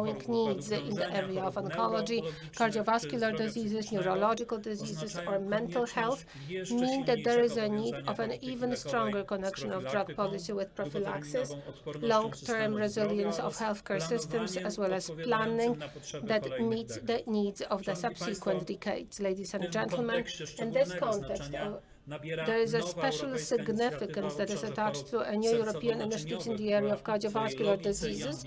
Its logic and its ambition constitutes an equivalent of the European drug control plan. It is a cancer plan for cardiology. The European Union strategy, Safe Heart, that we appealed for in the European election campaign in 2024, is the first comprehensive program at the level of the European Union in the area of cardiovascular health that encompasses all the key stages of health: prophylaxis, early detection, treatment, and development of innovative therapies. At the same time, its significance goes beyond the healthcare system because it is very closely connected with the most important mega trends that shape up the future of Europe. The aging of the societies, the increasing pressure on public systems, and the need to keep competitiveness of our economies and productivity of the European societies. Its objective, the European Cardiovascular Program objective, is to increase mortality as well as the burden of cardiovascular diseases. Today, cardiovascular diseases are responsible for a very high number of deaths and huge economic cost. In this context, what is becoming very important is also a debate taking place in Poland about a new drug policy. I believe that it is an important moment, and it allows us to look at drug policy not only as a set of different regulatory instruments, but as a strategic document that should meet the needs of drug safety, changing health-related needs, the development of innovation, and competitiveness of our economies. The discussion about the new drug policy today is, in essence, a question about how to build a model that combines health safety and access of patients to therapy, support for economy, as well as the resilience of the state. It is a question about how to take into account European experiences, but at the same time respond to the European and national needs and ambitions. There is also a question how to build drug policy that will not only be a response to the current challenges, but it is also be prepared for those that are going to come. I am very happy that this conference today is devoted to this subject, and that we have here representatives of all the communities that co-create this system. We have here representatives of public administration, industry, medical community, experts, patients, as well as social partners, because it is only in such a dialogue that it is possible to build sustainable, responsible solutions that meet the order of magnitude of challenges we are facing. And let me greet you very warmly. And a comment about dialogue. Well, in this debate, we were supposed also to have a representative of the state administration, so we will see whether we are going to have them. I don't think so. So now I would like to invite you to participate in the dialogue in a slightly different company, but it is also going to be very substance-based. Marta Słomka, who is Deputy Director of the Department of Assessment of Medical Technologies in the agency. She's here with us. No, we don't have her. That is why I would like to invite Małgorzata Gołąska-Sobotka, who is a Dean of the Center of Postgraduate Education, Director of the Institute of Healthcare Management, Łazarski University. She never fails us. Yes, I'm sitting quite far away from you. It's like in COVID. Zapraszam do dyskusji pana doktora Andrzeja Rysia. Dr. Andrzej Ryś, former Director for Health Systems, Medical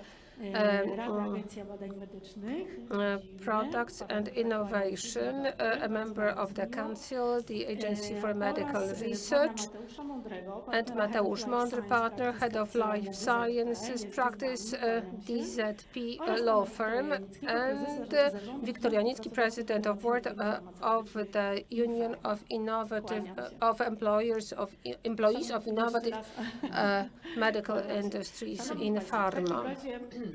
może bez administracji publicznej, ale jednak So perhaps z we do not have here public administration people, europejską. but Technicznym miałaby być there nowa are polityka other lekowa. Tutaj people parę from zdań the z European reklam administration. What z about the new dyrektor drug policy? Oczkowskiej w Director poprzednim Oczkowski told us panelu. Ja też something mam during the previous panel. I have to tutaj tell you profil that I am also Ministerstwa looking at the Zdrowia, profile of the się Ministry of Health. objawiło. Perhaps something new is Ale going to zanim, happen, but before we move on to that, Pan poseł Jarubas powiedział o tym, że polityka lekowa... Deputy Jaruba said that drug policy is to build the resilience of the state, and it is going to be multidimensional, and it should not encompass just safety and innovation. But I think that this is the direction it is taking. So let me start with Professor Sobotka. Do we need a significant system reform today? We talked about access gap. Or perhaps we should just patch it up in some very specific subject areas that are weak links. Thank you very much for the invite. You're addressing me as a journalist, but I don't think that I'm going to continue to be a journalist anymore. You enjoy a high authority as such a figure. Thank you very much for such a question, but because I believe that it is a fundamental question today, we frequently use the healthcare system notion, but we are not asking, no, we are not answering the question when the certain conglomerate of different elements can be considered to be a system. Well, we frequently should stress the causal relations between different stakeholders as well as processes that create a system. And when we look at our healthcare system, we can see that in the recent years of transformation, it has been developing in an unplanned way. It was just emerging. Last week I gave an interview and someone asked a question whether there is a pilot on board. And the answer is yes, there is a pilot aboard because there are some strategic documents, well, obviously, but the history of the Polish system shows that many changes were actually very point-oriented, not consistent, not comprehensive. That is why whenever we are sitting and discussing such things during debates, then we say that on our reimbursed list we have many innovative therapies, but we do not have some other links that decide that what is reimbursed can be applied, can be shared, and the health value can be generated. That is why what we need today is a very strong reset. And it does not result just from the aging of our population. It also results from a gigantic cost pressure, which is a consequence of the greatest technological progress that has happened in the history of the world. It is exponential today, and due to the development of AI, the pace of technological development is going to accelerate year on year. And non-system, well, perhaps I will, perhaps it's going to be quite comforting, but other European systems are not prepared to also meet the challenges of the development of science that brings real hope that we will live longer. In the past, this used to be a kind of a declaration, a dream. Let's live long in health, in good health. Today, what we have learned, the knowledge supported by new technology is going to provide us with the tools to live longer in health, which is why we need a reset. We need to redefine the goals, and the goal of the system is to have a health benefit measured by realistic improvement of the health condition and well-being of the society. We need to remodel the processes to make sure that resources are allocated mostly on early intervention and prevention, because many technologies, and that is a good direction, that's the correct direction, that is already present. And I think the Ministry of Health has already developed some solutions where, well, it's more cost-effective to offer state-of-the-art early therapy rather than assuming that the good solution is going to be available in fourth or sixth line of treatment. So we already start understanding how a well-organized system should function, whose main orientation is health, because health security, the notion of health security, is not just about us ensuring drug production. Health security is also about the system being constructed in such a way that it first retains the health that is already there, because most of us are born in good health. So we do have that resource, and when disease does develop, then that disease has to be pinpointed as early as possible so that we can control it throughout its entire cycle. If it's a chronic disease, then throughout the patient's life, so that the health capital can be further created, which is why we need a radical change. We need a redefinition of the goals of the healthcare system, because it's not about the stability of public finance. It is not just about the stability of healthcare facilities. It is about being able to create a health-related value that translates into a realistic improvement in the population's health. However, we have to remember that it's not just about some people living in good health.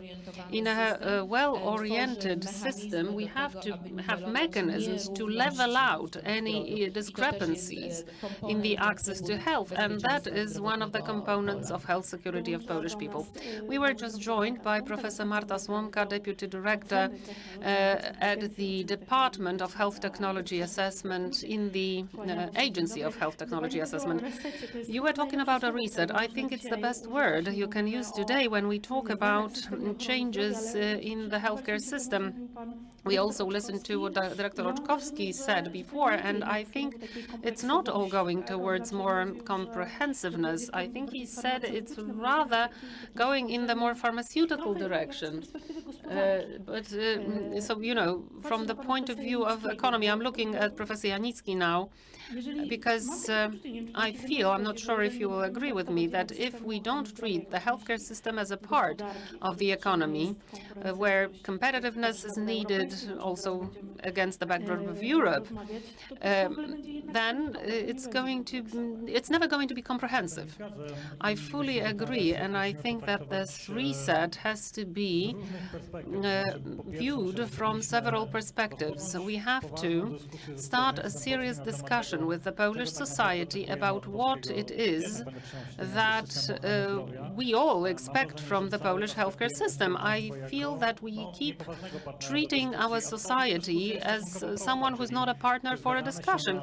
And the discussion is simple. Do you agree that with current financing, aging population, we will be dealing with the deterioration of standards? Do you consent to that? Do you agree to that? If not, then we have to agree on a specific standard that we want to keep up and agree how much we are willing to pay for it. And I think that the discussion about you know, this or that method of financing the healthcare system is a secondary one to a general public agreement about how much we are willing to pay, because we know that the 6% is not going to be sufficient. We also know, and well, the moderator already mentioned that before, that health and economy are definitely intertwined. And today, as we look from the perspective of the dramatically rising competitiveness, or rather competition in investments, we know that China and the US have become powerhouses in attracting investment to their countries. Polish economy needs to do a jump of innovation and productivity, and that is possible if we are ready to invest in the industry of innovation and high specialization. That economy, that level of healthcare expenditure cannot be maintained, considering that fewer members of society will remain active in the labor market unless we find new ways of financing. And one of those could be the rise of economy based on innovative industries. It could be new ways of taxation, maybe not just based on taxing labor, but also taxing capital. All that is possible. There are models that are functioning like this. However, for that to happen, for this conversation to even be possible, we need to raise above what we today understand as drug policy, which is why I regret that no one from the Ministry of Development is with us here, because they are the institution who should be able to grasp it. I'm talking as an economic journalist here. So the data that I have here, the expenses for the last 12 years have been growing by 4%, 5.5% in the US and 20% in China. Yes, and this is the discussion that we are not having, and that discussion should take into account 10 or 15 years ahead and tell us that if we have this ambition for Poland to become realistically the 20th economy of the world, or even better than that, then we have to design some investments, and we have to use other elements like the stream of money coming from reimbursement to encourage others to invest in Poland. So we definitely need a broader approach. I think the Ministry of Development or Economy in itself is not enough. It really requires a smart discussion between the Ministry of Development, the Ministry of Health, but also Ministry of Science and University Education, because this is where policies are truly shaped. Policies shaping human capital, ensuring future development, and the Ministry of Finance, of course, at the end of the day, they are the broker deciding where specific financing streams are going to be allocated. Yes, and the element of allowing yourself for greater acceptance of risk, which in the public sector is not perfect yet. So over to Dr. Ryś now. Current regulations in the EU, also what Poland was able to accomplish during its presidency, but not just that. In your view, is it something that could really help the systemic reset in Poland? Dzień dobry Państwu, dziękuję za zaproszenie. Hello, thank you for having me. Słychać mnie, tak? I hope you can hear me. Yes, well, Więc ja bym chciał się odnieść I najpierw would like to first refer to the topic of building a strategy, because as EU we have presented such a strategy. You may remember it was an important document in the history of the EU. That was at the end of November 2020, so in the first year of the pandemic. We have presented the framework of that strategy, and it envisaged a package of legislative changes, but we also signaled some important things that should happen, like the issue of access to effective therapies, access on all the markets, so on the full common European market. In particular, it was about smaller countries like Estonia, Slovenia, or Cyprus. But there was also the concept of unmet needs and increasing our attention on access to new antibiotics, antibiotic therapy in general, rare diseases, oncology, also problems with pediatric medication. So that is essential, because that's happened and was taken care of in this legislation. But the element that was also there is increasing innovativeness and competitiveness of the European pharmaceutical system, including attracting investment or keeping investment into the sector in Europe. Also supporting biotechnology, which has been reinforced in the biotech document published recently. I'm also talking about the entire package of reforms around clinical trials, medical data, building collaboration between member states, and so on. An important element of this change is the change in the functioning of EMA. To some extent, its work was simplified, but it's also to be more efficient. because we have often been faced with accusations that the European legislator is not as effective and efficient as the American FDA. So security of deliveries, that's one aspect, and that translated to the critical medication list, but also creating HERA.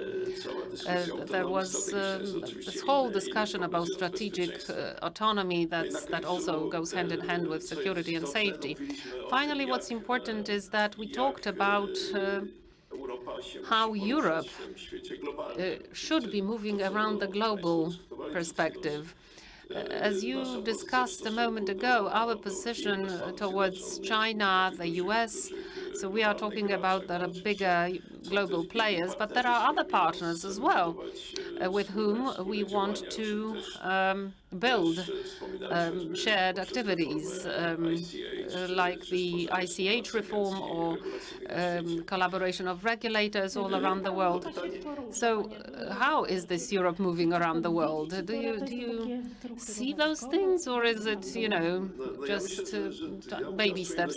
Well, I'm talking about my own experience from the 19 years of work for the European Commission. I've spent 1 year in Oxford at a scholarship, but other than that, for the last 18 years, I have seen and I have co-created some of the policies. So looking from the perspective of 20 years, I can tell you that we are moving forward.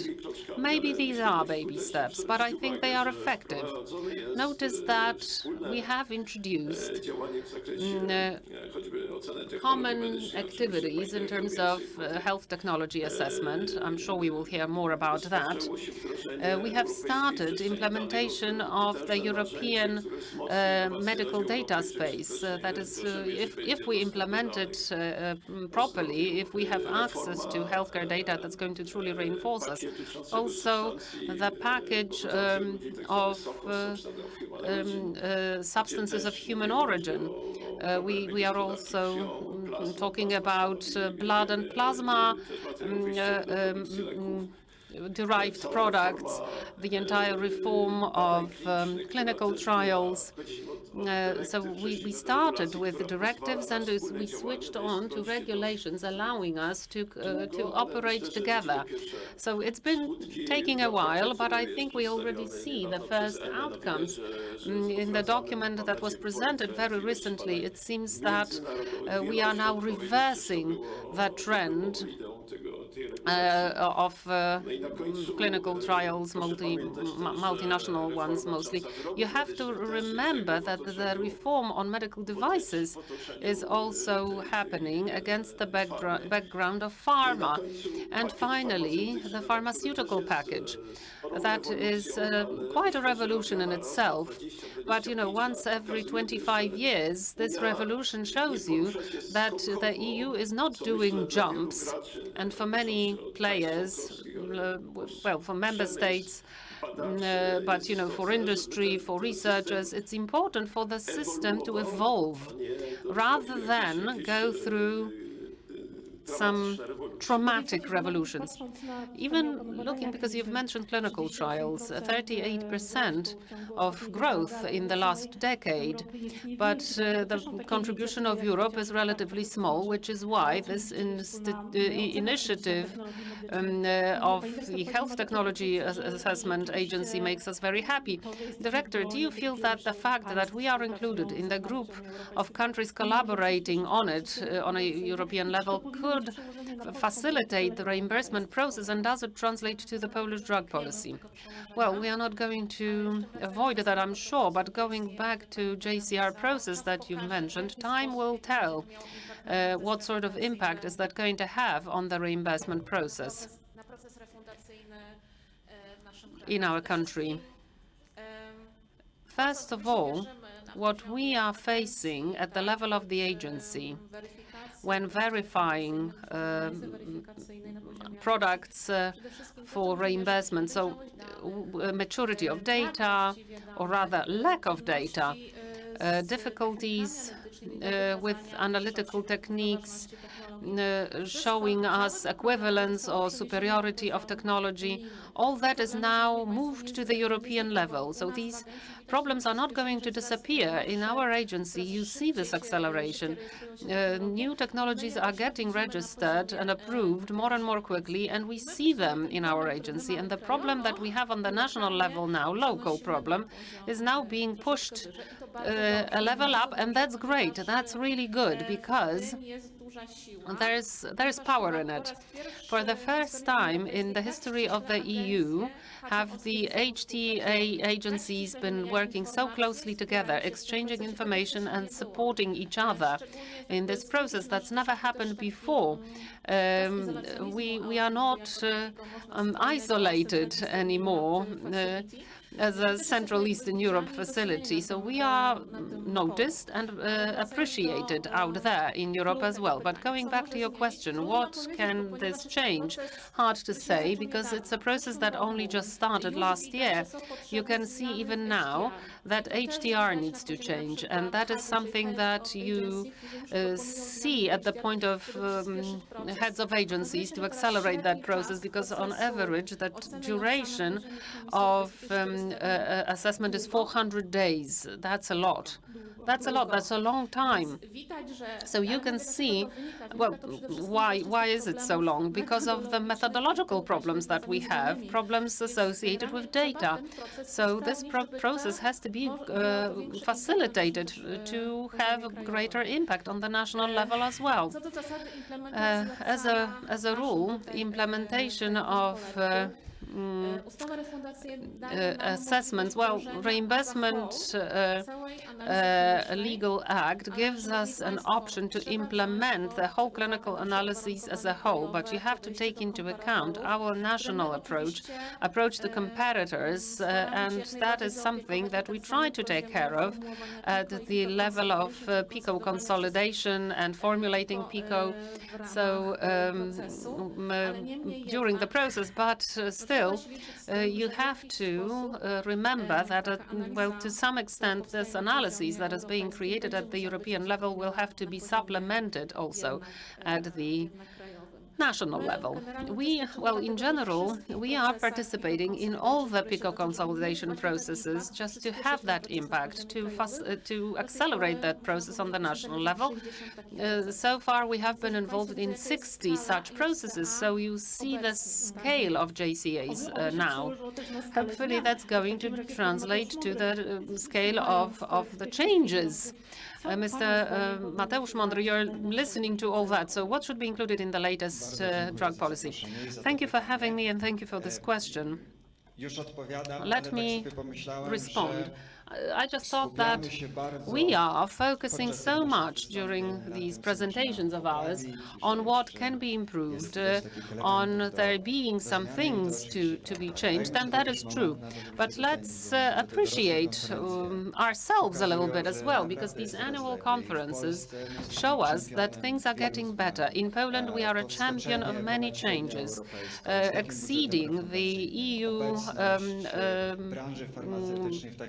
values, AstraZeneca creating one of its global hubs here, and many other companies focused in pharma investing in human capital here in Poland. That's our tremendous success, and we have to appreciate it. Yes, but there are two pillars, so that's one thing. And on the other hand, there's a patient. Yes, well, that's one of our tendencies. Our economic development is also that. That's what we have accomplished as Polish people, and that's happening irrespectively of the legal frameworks that we have. I have many remarks, in fact, because I just got back from Brussels. I was at a very large EU pharma law conference that brought together 400 people from EMA, from the European Commission, and I have many positive thoughts. Let me start by drug policy, because that's our main topic for now. Well, we have learned that it's going to be rather a document about optimizing drug expenditure rather than drug policy. And the Department of Drug Policy is really a confusing name. In fact, it's rather a department that optimizes reimbursement expenses. And there's nothing wrong to that, because such optimization is needed. And that is why health technology assessment is even done. This is pharmacoeconomics. But let's just call the things as they are. That's not necessarily the drug policy that, well, at the University of Warsaw, when we have a conversation about administrative law, we do see the need for creating administrative policies. They are part of a doctrine of good governance. And however, again, in Poland, in the Polish legal system, there is no, it's just a soft document with very little power. You can establish some goals, but you don't have to. And if that policy is being created, we know that it is being created. I hope we will have more time to negotiate it, to have a conversation about it. And I hope it's going to be truly a drug policy rather than just a policy of optimizing expenses for reimbursement. If such policy is going to be created, if it is created, then the role of the Ministry of Health is absolutely essential.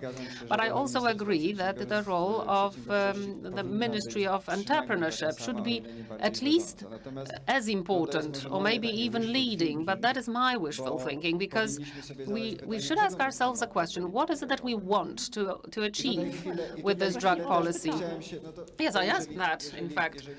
If we are asking this here, and, well, this is why we are here, I think, and that's an interesting thought, that in the world, medication is not only viewed as an element of therapy, it's an infrastructure investment. And I think that's the thought that, to me, at first was a bit of a shocker, but it is true. This is what it is. Medication, drugs, both manufacturing them and using them in healthcare, researching them, so R&D. These are all infrastructural investments. The United States and China are already viewing it this way. We are not competing against US and China anymore, and that is one of not competing because we are far behind, right? Yes, we are far behind, and what we can take care of now is think about our strengths, the foundations in Europe that we have, so that in this very dynamic world, like you said a moment ago, the ever-changing world, because in 5 years it's going to be completely different, and yet maybe we could use those strengths that we have, if we know what they are, because China made a true drug policy. 20, 30 years ago, they said, yes, we want to be the biggest pharma country, the biggest country in pharma, and we will do it strategically. So, first, we will attract all the manufacturing to our country because we have cheap labor. We will build a facility, even at a loss, but we will plan it all very well, and then the knowledge and resources will be transferred into developing innovations. Do you know which country last year approved the biggest number of molecules, new active substances? Do you know? Well, not much of a suspense. It was China. What did China do also? Because we say, well, that let's put something beautiful, you know, like improve competitiveness, patient access into some of our legislation, and then suddenly the world is going to become beautiful. No, it's not happening. China, one of the biggest changes that they've implemented is that they have employed dozens of thousands of employees into their health technology assessment, just to cut down on the assessment time. One more thing, because, well, I hope that these panels are here also to provoke us a little bit, to provoke our thinking. I'm really in favor of European solutions, and I think we as Poland first have to understand the geopolitics, and we have to think what our scope of impact is. How can we run our policies of attracting investment, how to combine it with reimbursement, and where Europe is. Because now, as we look at the reform of European law, whether about medical devices or clinical trials, the empirical evidence is negative. The European Commission and the EU were not able to identify problems well, so the solutions impacted the market negatively. I think the solution that raises a lot of our hopes, and Andrzej Ryś really, well, I haven't seen you in a long time, and I'm glad that I can talk to you now. It's EHDS, so attracting investments, not only by promising good ROI, but also viewing the European market as a data facilitator. So creating out of medical data in Europe a vehicle that can further develop therapies in other areas. So yes, well, you know, I know I've said 20 different things in this very short time, but let me rephrase the question. I will give you the floor in a moment, but a question to Mr. Ryś. Looking at the modus operandi of the European Union, is Europe able to be maybe not the other China, but maybe at least half of China?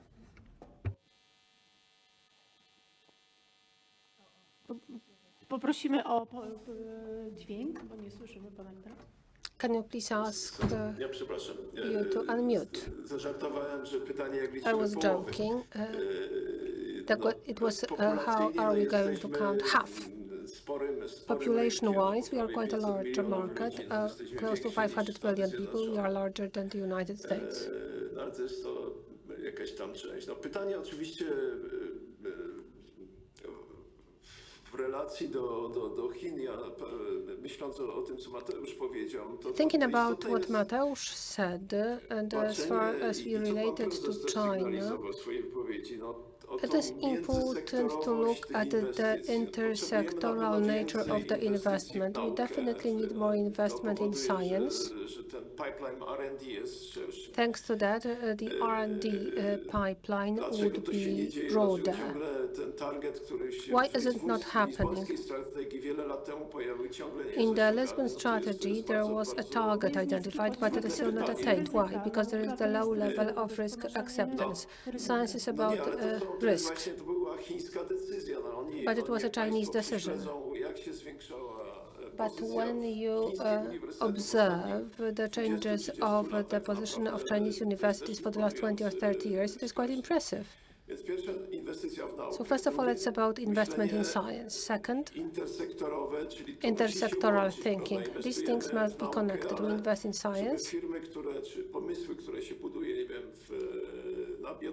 but the ideas connected with biotechnology or those developed at the Department of Chemistry or medical sciences, so that they could actually move further on. So this is about capital and access to capital. And finally, this is about market development and relations between reimbursement and reinvestment and investment in innovative companies. These things must be interconnected, but you also have to remember that we also look at other markets, not just the European Union. An example of that is entering into bilateral agreements.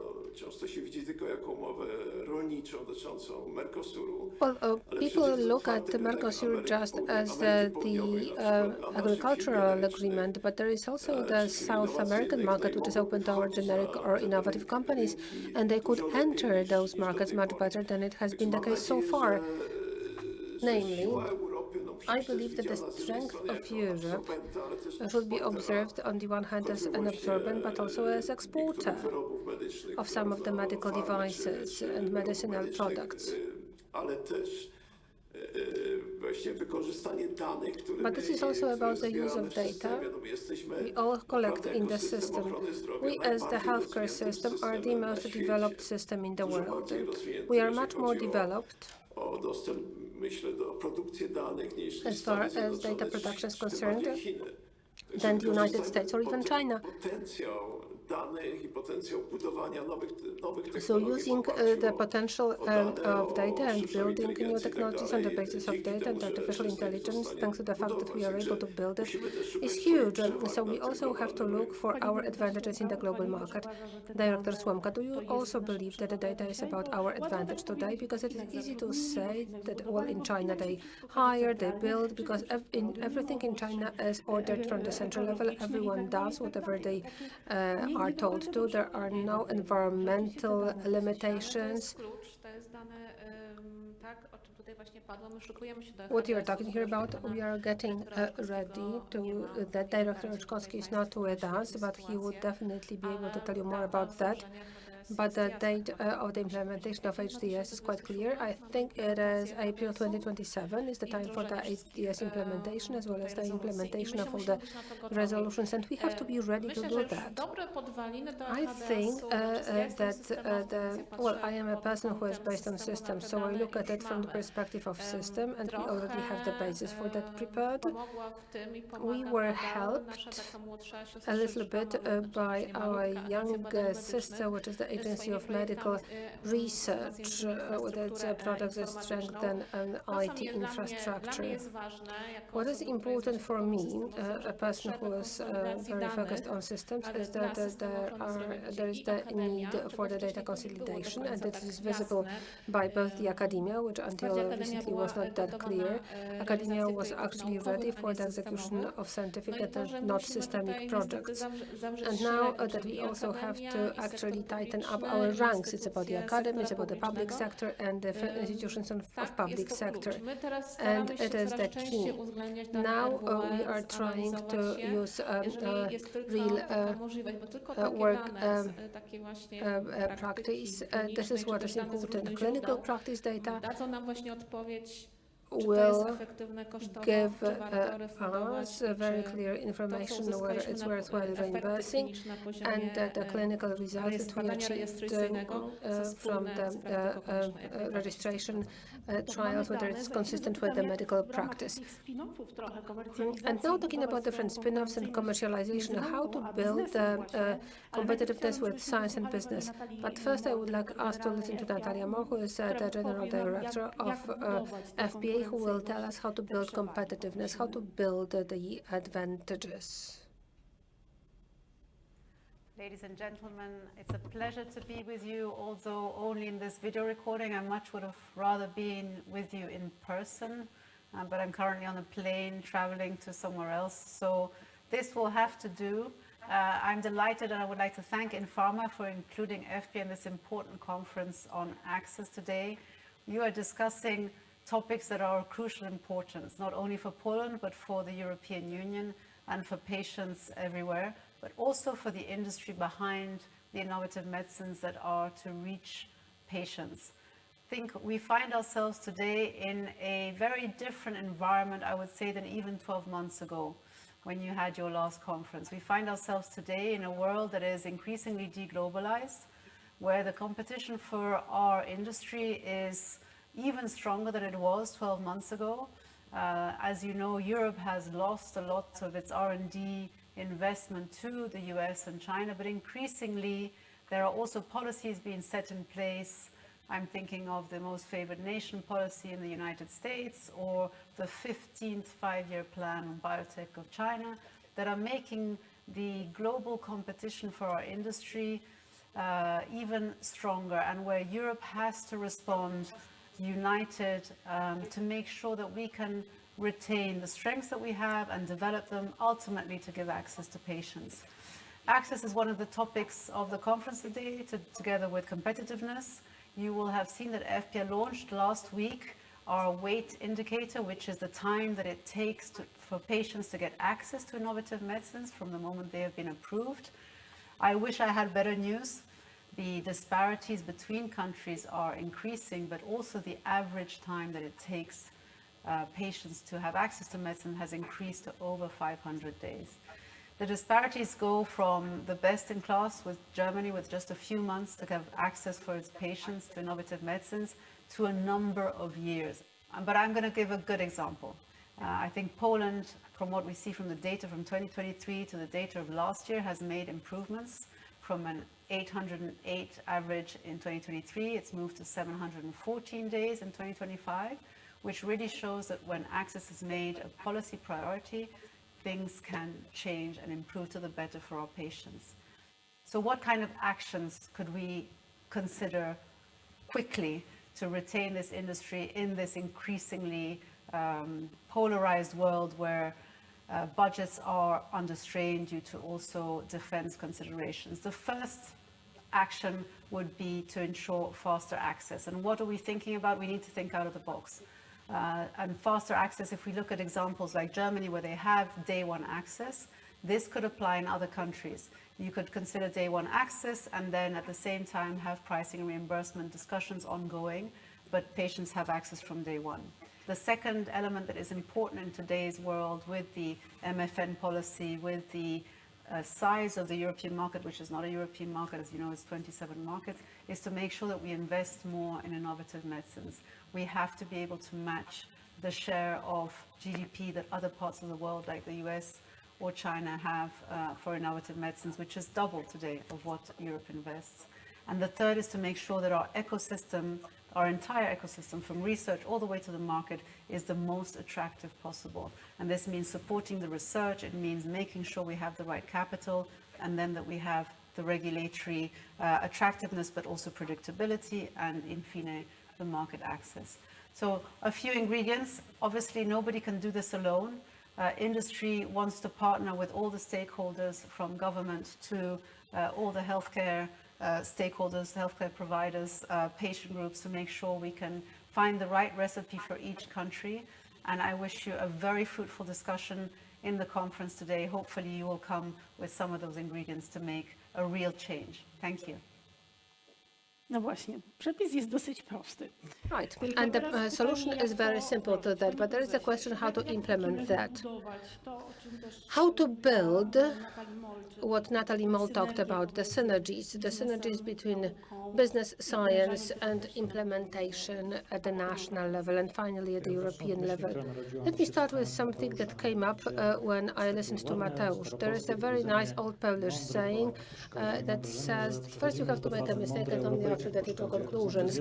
It applies now not just to people in Poland, but also people in Europe. We are making a significant effort to bring about the production of API to Europe, well, correctly so, but at the same time we are not talking about the fact that we are losing investment in clinical trials from Poland. And I believe in 10 or 15 years we will wake up and say, what are we supposed to do now to return to the previous status? And now in reference to your question, today we have different elements that are very strong upon which we can build. Europe continues to have a very strong world of academia. Europe has knowledge, and if you are able to properly commercialize it, this knowledge, according to one of the reports, can translate on over 100 billion euros of added value within the next 10 years.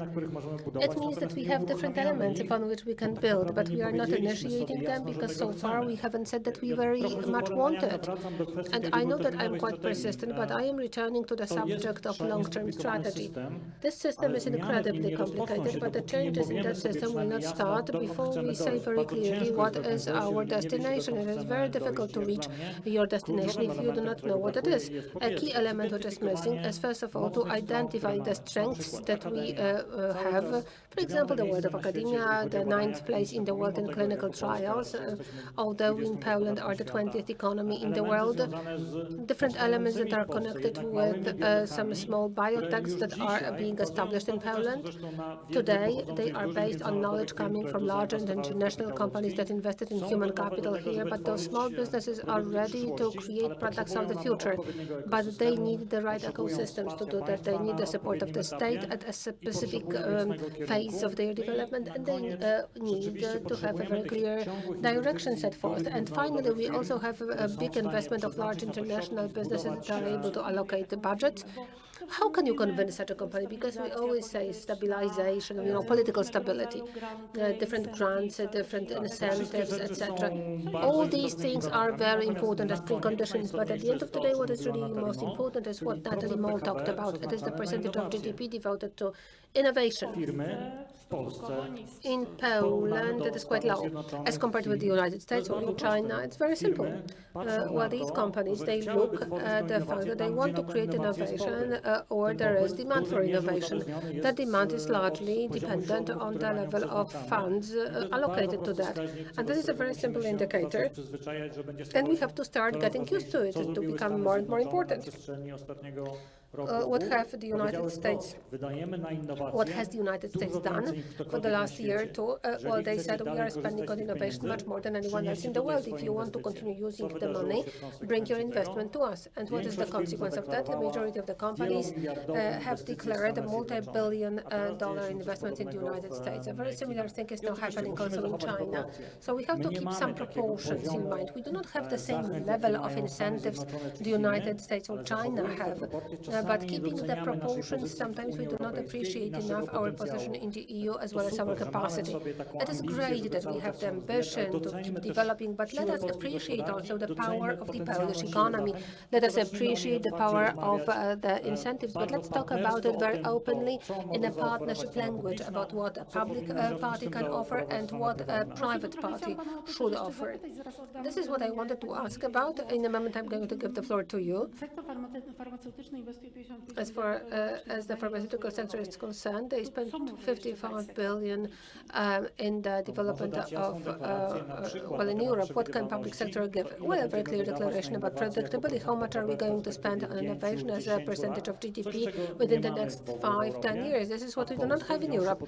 And in Poland, when we take into account the crisis of the financing of the National Health Fund, there are concerns that go in the other direction, that the share of GDP for health will go down, and Poland has a much higher level of investment in the pharmaceutical sector than the majority of countries in the EU. It means that the risk today is actually connected with the fact that we will be losing that investment and not that we will be able to recover them. That is why first we have to secure what we already have and keep it in place, and then we have to talk how to move ahead. Sorry for taking over, but unfortunately in a moment I will have to leave you. Well, I know that you will also have to leave. Ladies and gentlemen, right, taking over. An answer is simple in my opinion. It is a very consistent economic agenda. Unfortunately, I have a very nasty impression that although we speak quite much about innovation, and we have been doing this for about 15 years, it is not seen in our economic agenda. We should answer very clearly the question about how strong a component of social and economic development and building competitiveness of the Polish economy in Europe and the competitiveness of Europe in Europe has innovation. For over 2 years, it's been my great pleasure to work in the program that is funded by the Agency of Medical Research. It's a managerial program of MBA, Healthcare and Innovation Technology with a group of over 60 persons who represent a community of professors, researchers, heads of R&D centers, payers, central administration. We have the representation of all the stakeholders, and their diagnosis is exactly the same. No consistency in operations. Many years ago, we created a document on drug policy, and as far as words are concerned, we are great.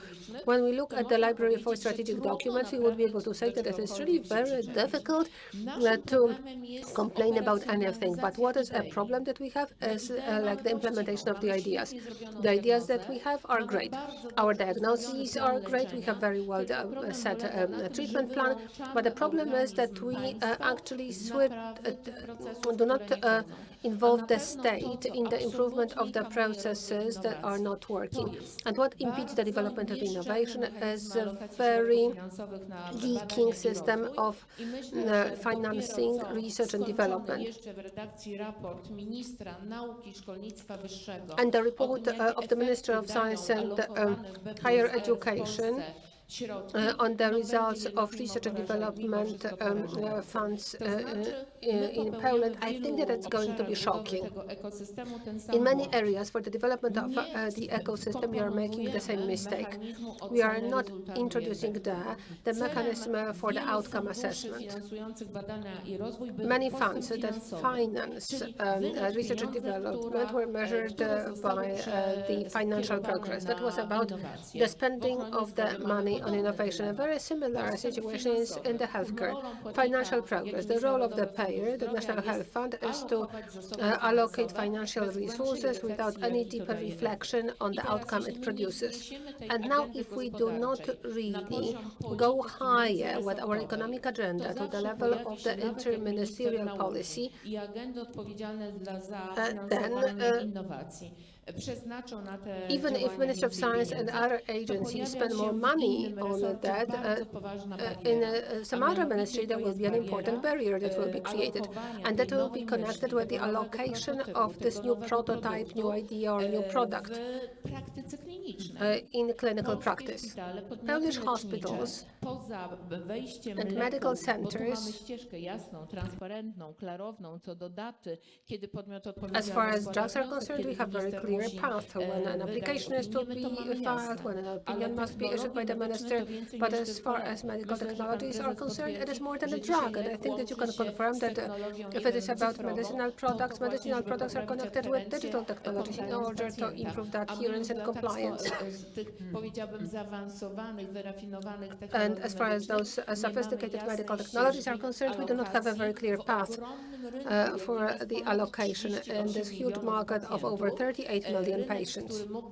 This is a market that could actually feed the Polish and the European innovative ecosystem with data that will serve the purpose of science, but those links are not connected with each other into a chain, because the investment in healthcare and innovation in healthcare, this is something that we considered only in the area of healthcare.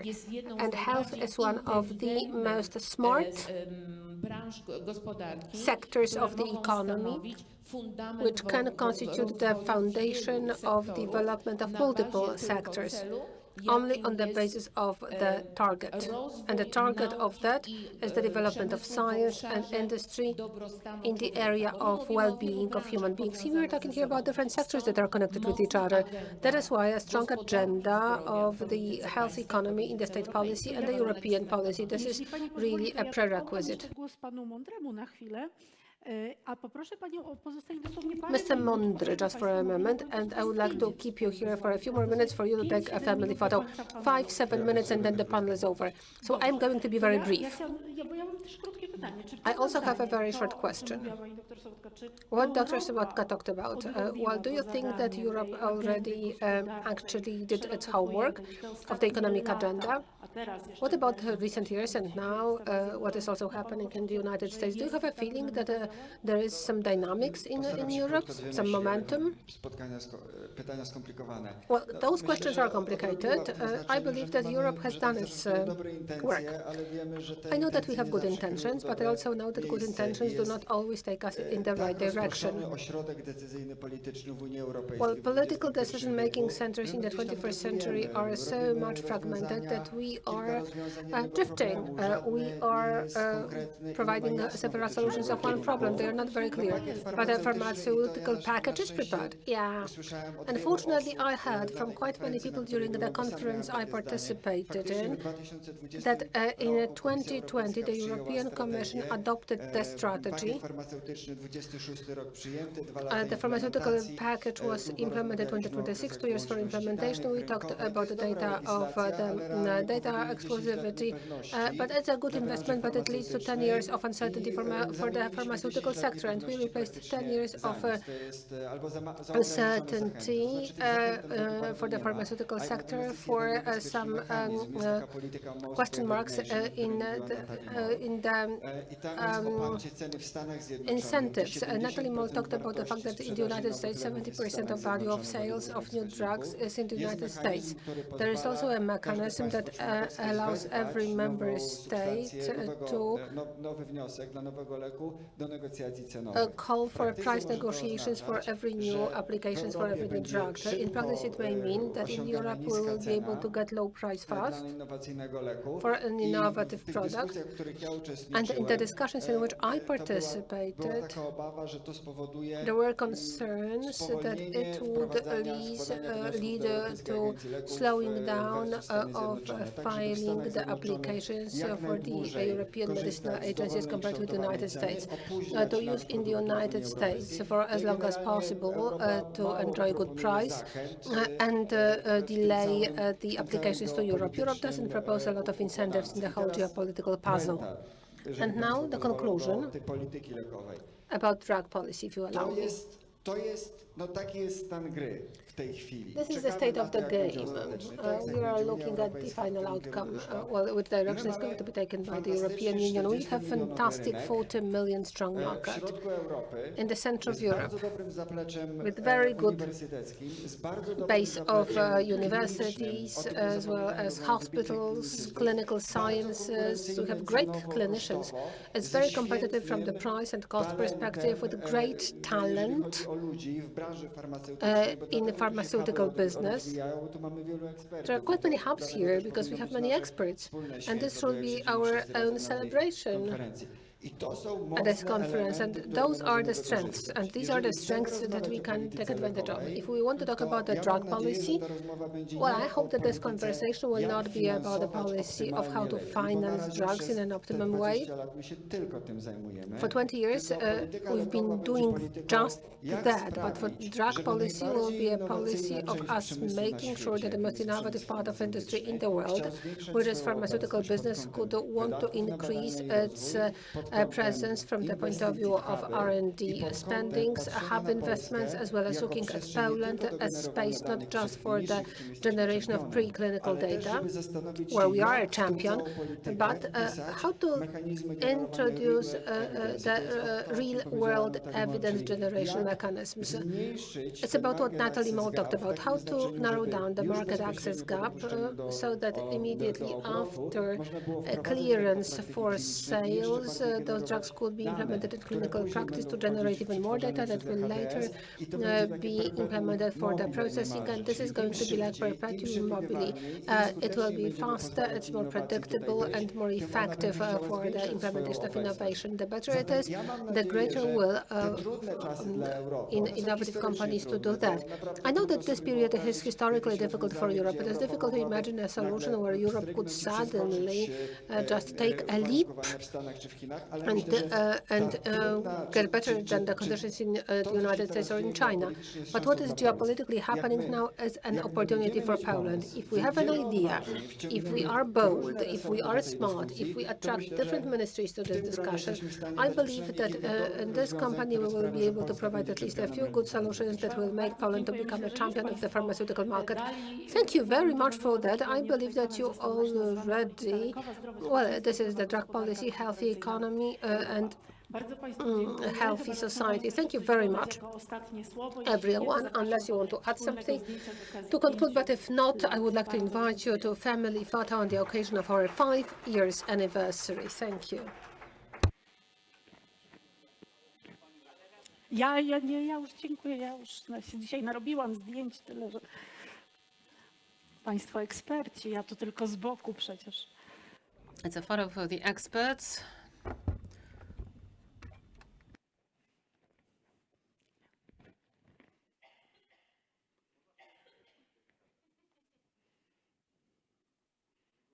Dziękuję Państwu. Tym samym Thank you, otworzyliśmy kolejne 5 lat Access Gap. Hereby, we have just opened the next 5 years of Access Gap. So thank you very much, and I hope to see you next year.